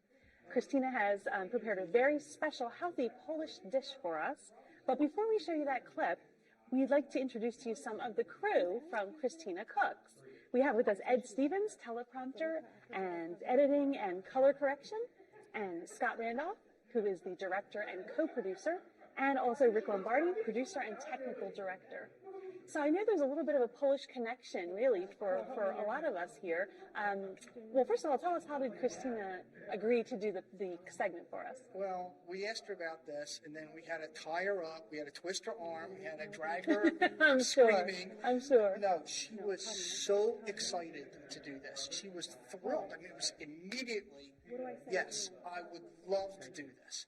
And it was a little bit of a challenge, too, I think, for her, because she had to remember a story that her grandmother told her about how to make the soup. Mm-hmm. So we'll see that when we actually see the playback. A little teaser there. Yes, it is. And I understand, Ed, your family has a connection to the shrine and to the festival. Yes, my mother and father were instrumental in starting things up way back when the shrine wasn't here and just the old wooden church. And actually, it's a secret that they don't know. Back then, when I was a young kid, I had a polka band. And we were the first band to start playing here. At the festival? At the festival, yeah. What was the name of the band? Ed Stefanovich and his orchestra. Wow. So yeah, it's like 7-piece band. I didn't know that. Now, see, that's why I said you guys didn't know So what that. instrument do you play? Keyboards. I played accordion back then. Accordion. But now Look keyboards. at that. I marched in a Polish-American string band. So I have a special devotion to the Polish-American String Band. My dad was in the band. Oh, really? Yes, and there'll be a special segment on the string band during this wonderful. telethon. Wow. I've known him for, 3 decades at least, and I did not know that about him. Yeah. Wow. What years were you in the band? Polish-American? God, I was still in high school. Okay. So it was a long time ago. I don't even know the dates, but Okay. I only marched 1 year. Oh, okay. And because then I started playing in nightclubs and stuff. Sure. It's like had the band going. Sure. But no, my mother and father after that were up here almost every Saturday and Sunday, and they enjoyed it and saw the shrine grow. And my sister was instrumental also in coming up here. She was a member of PKM, which I know you might know. And my whole family was involved with that. Matter of fact, when my mother and father passed, they're buried here.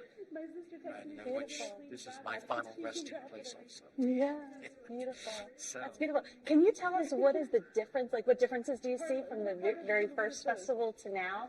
it was a lot of years ago. All I remember is showing us about where the grounds would be. But I remember back with the old wooden church was down low, down further, and I remember a lean-to where we played in there, and there was some animal in there too, like a cow or something. And there was no electricity, so they had to get electricity from a generator so that we could play our instruments and hook up everything. And it was just nothing but fun, you know? It was a new thing for us.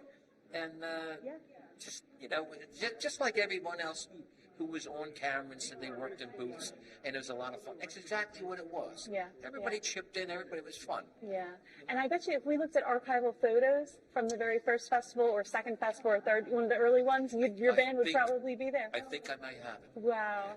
Isn't that beautiful, though, that connection? Here we are today talking about the festival. This would have been our 54th festival, and to have you here who played at one of the very first ones. That's a really special connection. I don't want to say that was 54 years ago. Beautiful, beautiful. That's really, really wonderful. Thank you for being here today. Amazing. And Scott, you also said that you have a Polish connection? I do. My wife is Polish, and pretty much her whole family is Polish. And my family, my immediate family, we follow all of the Polish traditions, and especially at Christmas time, which is it's great, and we're glad to pass that on to our kids. So I'm not Polish, but my kids are. That's nice. And we talked about earlier in earlier segments about the educational aspect of the festival. So I'm an educator, and I also look at the festival as an educational environment that we teach people about Polish culture, about the rich Polish culture and history and the beauty of the Polish language. And as you mentioned, that's another thread that connects us from the very beginning of the festival to now. Is just the fun atmosphere, the feeling of community, the feeling of family, and tradition, and it's beautiful. So it's so funny because wherever I go, no matter what kind of professional or social environment I'm in, I always meet good Polish people who have some connection to Poland. If you don't mind, and I have another from my family connection to Poland. Sure. We all are familiar with the very famous Polish general during the American Revolution of Kosciuszko or Pulaski? Pulaski, Kazimierz Pulaski. Well, when Kazimierz Pulaski was in Ocean County, New Jersey, the house that he used as his headquarters was one of my great-grandfather's homes. A man by the name of James Willits is one of my grandfather, number whatever. On my dad's side of the family, we go back to the 1600s, and we found in most of Ocean County, including that farmland where he was at during the American Revolution, and the home that he used as his headquarters was my grandfather's home. And then there was a famous battle, very small battle, it was more like a skirmish, that took place on what was called the Ridgeway Farm. And I'm also a direct descendant of the Ridgeways as well. So there's another Polish connection for me as well. Yeah, that's fantastic. Yeah. And of course, Kazimierz Pulaski was granted honorary American citizenship because he died after the Battle of Savannah. And so he was one of two famous, here I go with my educational piece, one of two Polish generals who came from Poland to fight in our revolution, Thaddeus Kościuszko and Kazimierz Pulaski. Yeah. So that's awesome. Yeah, my family knew him. How about that? That is so cool. Very, very cool. Awesome. Well, we're looking forward to looking at that clip from Christina, actually. Let's go to it now. Sounds good.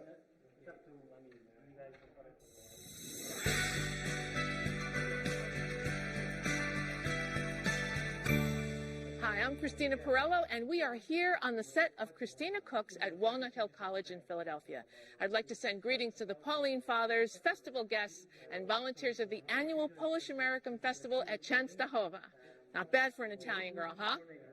So, when I was a little girl, I grew up in an Italian and Irish household.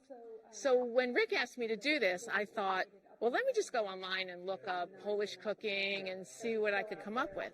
But then I remembered, my mother-in-law, who's 100 and a half, is Polish. And I mean, speaks Polish. I was teaching a class at the Cape Cod Community College, and at the end of the day, she came in, and I introduced her, and there was a Polish woman there, and they immediately fall into this completely fluent conversation. So I thought, would there be a better expert than her?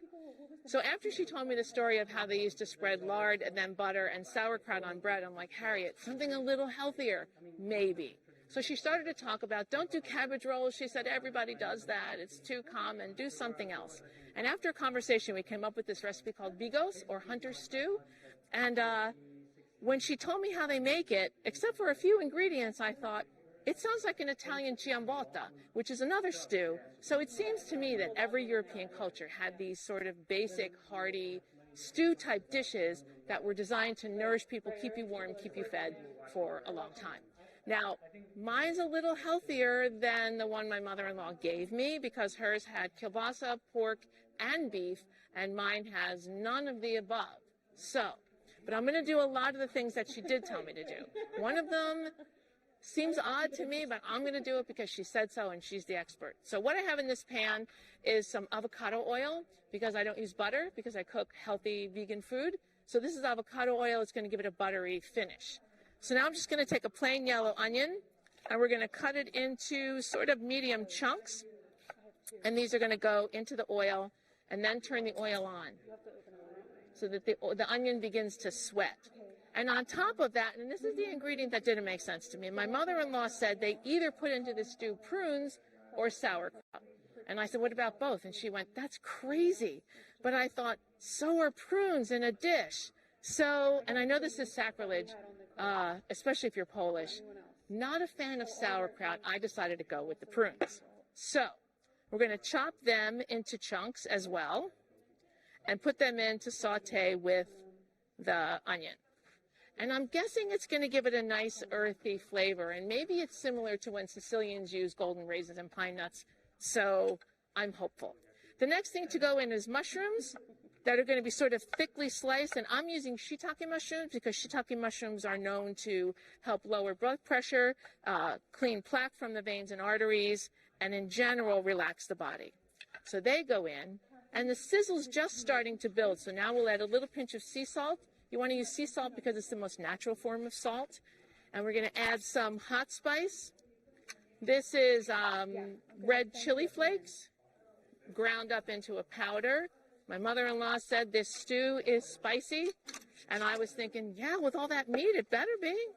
So we're going to start moving the veggies around now. And now I'm going to add the smoked paprika, which is a flavor that I love.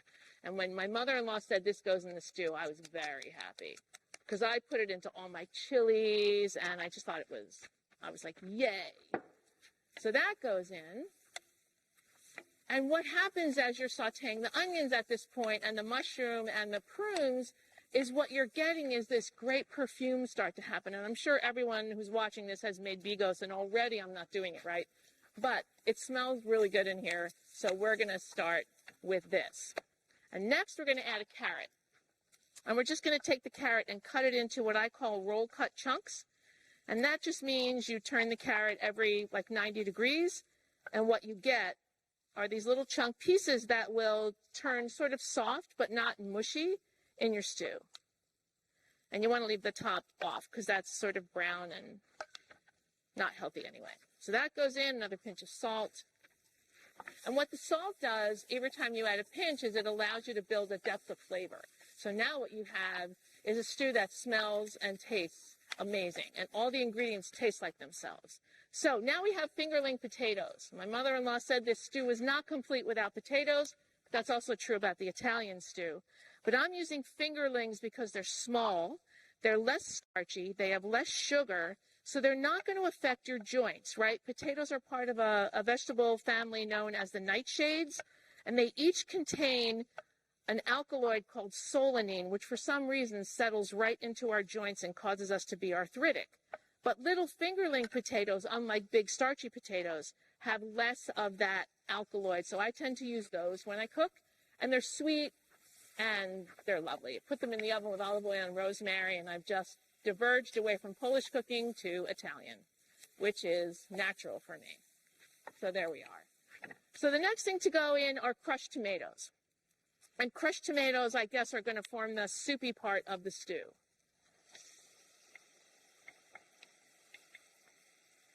And for me, in this dish, the next ingredient that goes in here is actually the star of the show, and that's green cabbage. And I know there's not a Polish housewife or cook out there that hasn't used green cabbage, and we love it because it's cheap and it's humble, and we can cook it in many, many ways. But the truth is, green cabbage is the greatest anti-inflammatory of all time. And we know that an anti-inflammatory diet helps to keep us healthier because the body doesn't struggle with chronic inflammation, which is, I think, the reason my mother-in-law is 100 and a half. The joke in our house is the apocalypse will come and everyone will be dead except my mother-in-law and her 96-year-old sister. And I swear to God, it's because they eat so much cabbage. So we're going to take it and cut it into chunks. And this is a stew that if it were cooking in the winter, I would cut pieces to be a lot bigger so that it would cook a long time and keep us warm. But this time of year, I tend to go a little bit smaller with my pieces so the stew is lighter. And now you're probably wondering, okay, so far, I mean, it's cute, but where's the protein? Where's the meat? Well, what we're going to use for our meat substitute, I mean, you can use vegan sausage and all those products that are out there, but what I'm using is something called seitan or wheat meat, and what it is gluten. All it is 100% gluten from bread flour, and it's kneaded under hot and cold water until gluten forms, and then it's cooked in a savory broth to create this sort of meat-like texture. And what I like about this is it's hearty enough to make a stew and has a texture that's meaty, which seems weird coming from a vegan, but you know, you wouldn't want to use tofu in this stew. I mean, you could if you were a bunch of diehard vegans, but since we don't know, we're just going to do something that's a little heartier. Now we're going to stir that in, and that's our last ingredient. If you want to check it for hot spice, what you do is just like give it a whiff, and if you think it could use a little more, you could add it now. I think it could use a little smoked paprika. And then this is going to cook for about 20 to 25 minutes until the vegetables all bleed their juices into the tomato sauce, and it all comes together to create this sort of cohesive stew. And there you have it, Vigos. Hey, Rick, what up? I know. Here, put your nose over that. What smells so good? The dish. This is really good. The vegan dish, Rick. Yeah, it's Remember back in the day? I do. Go ahead, you can tell it. I won't be embarrassed. There's a quick story that I'll tell, because Christina's so good at telling stories. I will compliment her with one. When we were first asked to shoot the show, and we came in, we all were aware of that there was this type of food and all of that, but we didn't really know how it was put together. We didn't get the ingredients. So we're behind cameras and behind switchers and audio and all, and we're looking, we're saying, that's really interesting. I've never heard of that before. And they knew it smelled good yes, if they were in the room. Yes. And we were all wondering, what does it really taste like? Well, between shows, food is distributed out sometimes to the audience and most of the time to the crew. I mean, we wanted to taste what we were actually tasting. So we would go up to it when she would put it out, and we'd be looking at it like this and looking at each other. You want to try? You want to try? And when we tried it, it was a slow, and all of a sudden, like, holy cow, that has a lot of flavor to it. But the best story for me is the brownies. The brownies, because you have a little sweet tooth. A little? A little? I have a big sweet tooth, right? And I'm skeptical at times as to how something can be healthy for you, but at the same time tasty. I just was skeptical. So we made brownies. And she brought in brownies after the segment was done, after the show was done, put it down on the table, and we're all looking at it like this, and we got to try this, because how can this be that good? I think I must have had 5 of them, right then and there. And then I went up there afterwards, I said, okay, I just had this bunch of brownies. How good is this really for me? And she says to me, Rick, you can do as much of that as you want, because it's really good for you. As much as you want. That's right. That's right. You can as much as you want. I went back into the room, and I said, anybody else want brownies? Everybody's busy doing their thing. I grabbed them, put them in the bag. See ya. Bye. And he's been with me ever since. I have. Yeah. It's been wonderful. And everybody, you must tune in to Christina Cooks, because you will get some of the best, healthiest recipes you've ever seen. And they smell like that, which means they're going to taste like that. Yummy. Really nice. That's nice too. Thanks, Rick. My pleasure. So our hunter stew is finished. So we're just going to ladle up a big serving of it. There you go. And I want to say thank you to the Friends of the Polish-American Family Festival and Country Fair in Doylestown for hanging out with me today while I make a vegan hunter stew. And I hope we see you on Christina Cooks.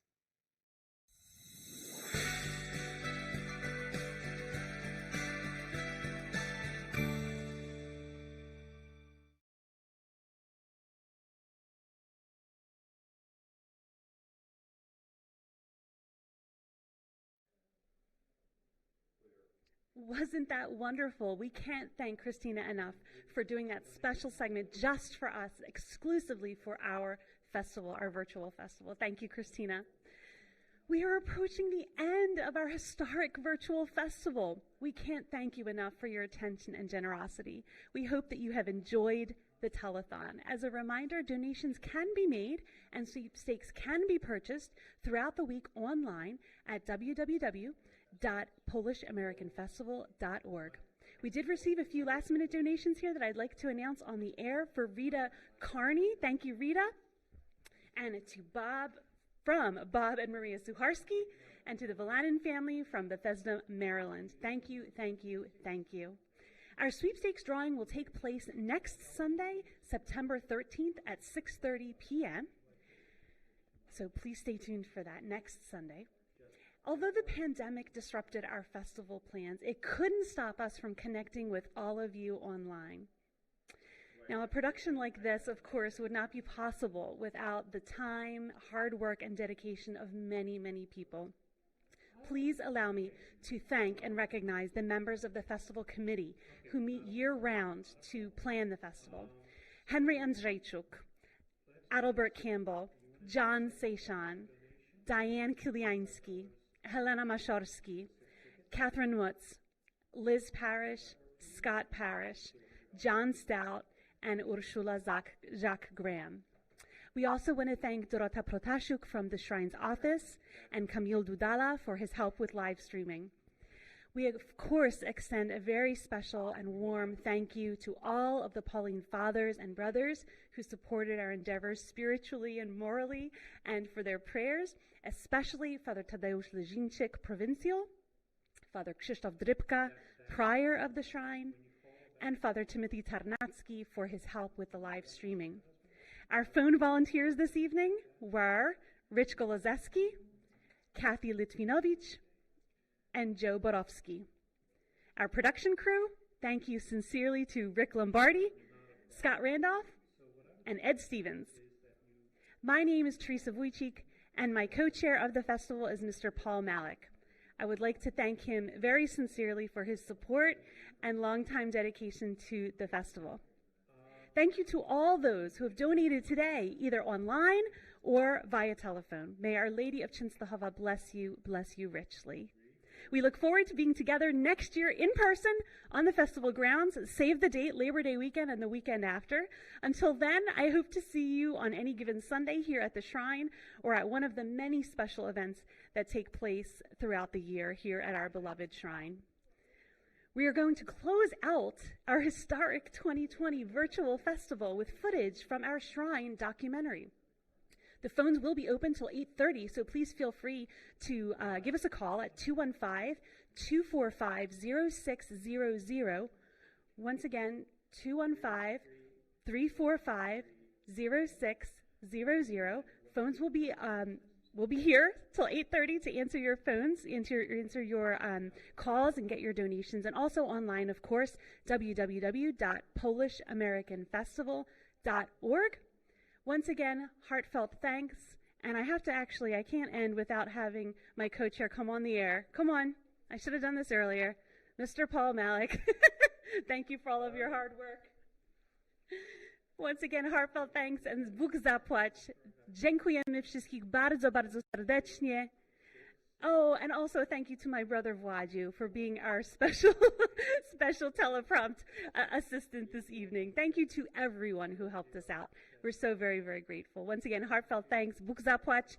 Dziękujemy serdecznie i dobranoc.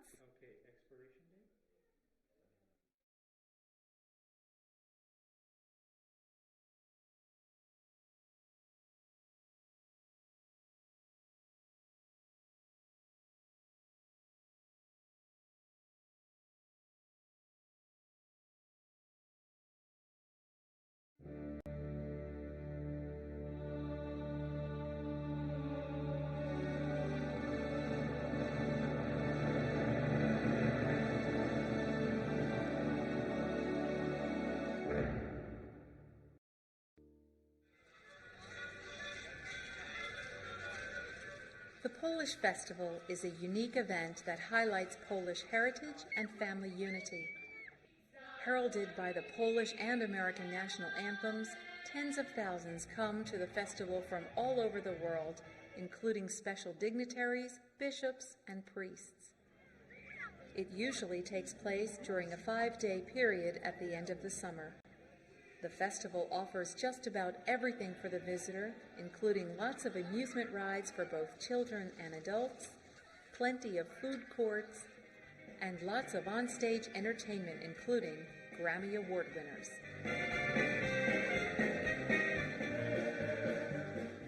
As many people know, I'm 100% Irish, but I grew up and still live in a little town called Florida, New York, where 85% of the people that live there are Polish. And being an Irish guy growing up with all my friends being Polish, I fell in love with their music. And that's how I got to have a polka band. And I've loved it and enjoyed it all my life. I thought this evening would be an absolutely wonderful evening. But we salute all those men and women that are with us tonight. Those that fought in World War II. Would you please stand up and put your hand up high, because we're so proud of you.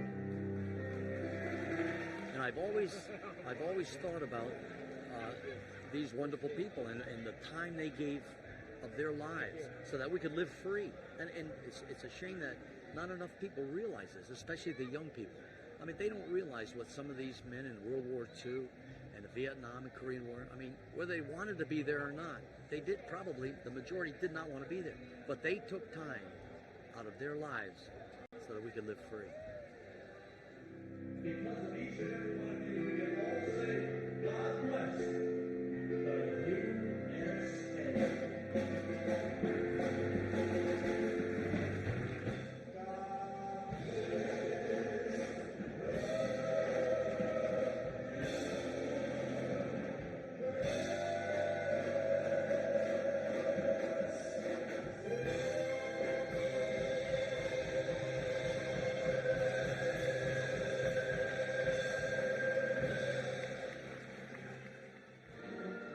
The Polish Festival offers lots of stage productions, including some very elaborate ones.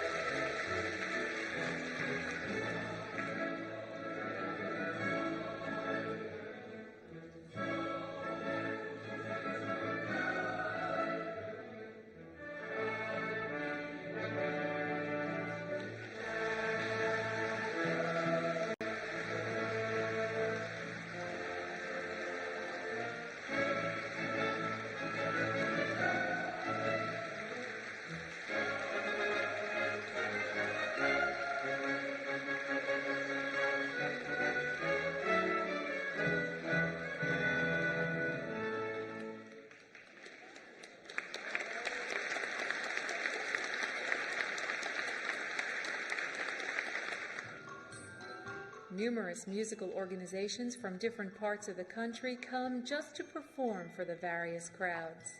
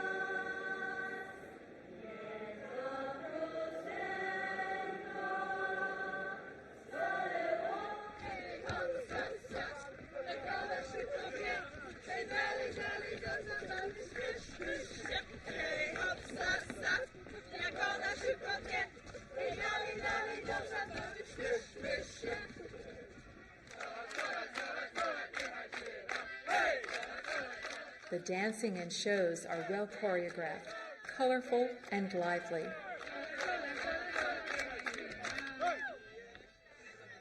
Both adults and children are involved. I'm wearing the regional costume of Kraków. As you see here, I have the big flowers on my dress, which are common in the Krakowiak area.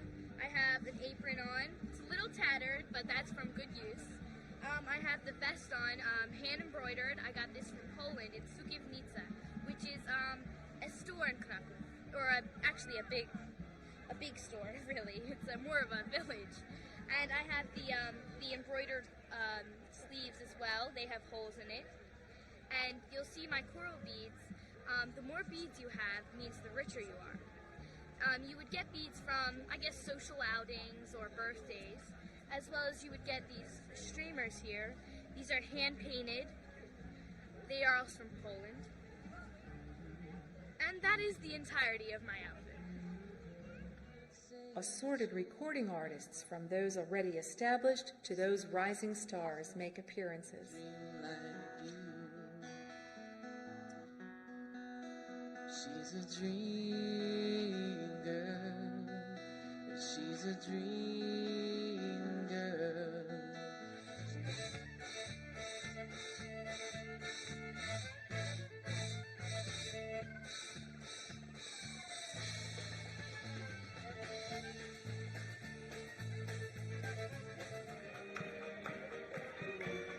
Even the mummers make an appearance.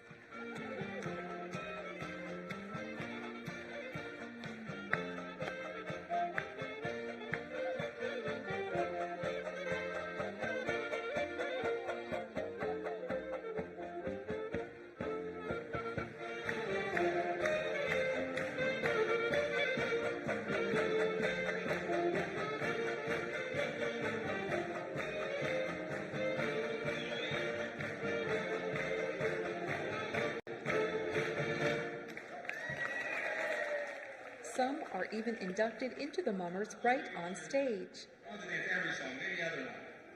Does that sound good? All right, put it on, Polka Bill.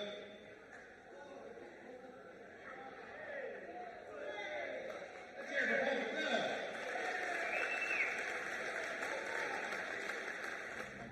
Everyone anticipates the festival, and people always have a lot to say. The shrine is a focal point for all kinds of people that come back to see how things might have been when they were kids. We invite anybody and everybody, any color, race, creed. We have people that are Lutherans, they're not Catholics, and they've been working here for 10, 15 years. Their parents have worked there before them, so we invite everybody throughout the world, no matter what color, race, creed, or authenticity you are, you're welcome to come. 2006 will mark the 50th anniversary of the Polish-American Congress, Eastern Pennsylvania District, working with the National Shrine of Our Lady of Czestochowa to bring people from all over the United States to this sacred place where Polish history, culture, and pride, and of course, faith is always alive. Our Lady of Czestochowa is like ambassador to the Polish people, and the festival also is like ambassador to the Polish people. That's why we like to come here. When we're in trouble or when we're happy, we always go to our mother. We come here to Polish Czestochowa to share our happiness. Hi! Another year at the Polish Festival! An interesting element to the festival is the local vendor group. They set up in tents or in the open air just to sell unique items. And they would not trade their experiences at the shrine for anything. This is the Baltic Amber. All the jewelry is handmade, it's sterling silver, and we designed the jewelry, and some of the jewelry is made in Poland. So the amber is the zap, which is about 6 million years old, and it's put in the jewelry. So we have different pieces. This is how the raw amber looks, and then it's polished and it's made to that kind of jewelry. These are embedded into the fabric. This one here is actually ironed on right into the fabric, so that when you wash it, it won't come off. It's one of the new features with the new decals. These are all handcrafted, and the Polish Festival each year has tables, and only handcrafted items that we do are in the show. And this here is a fragrance pomander that hangs in the car. It gets an oil in the hole. It lasts about 3 months before you have to add to it. Vendors are not the only ones to come to the festival. Special organizations like the Pro-Life Coalition of Bucks County take the opportunity to get interested passerbys more information on the right to life. This helps to round out the festival experience with some important education services done in a very accommodating environment. The festival's popularity is nothing short of wondrous, especially for families. Obstacles like rain or thunderstorms do not curb their desire to attend. Of course, the nicer weather always brings out the most fun. Family time, entertainment, picnics, food, and a great time, all combined under one spiritual roof to make it a week that is anticipated for a whole year.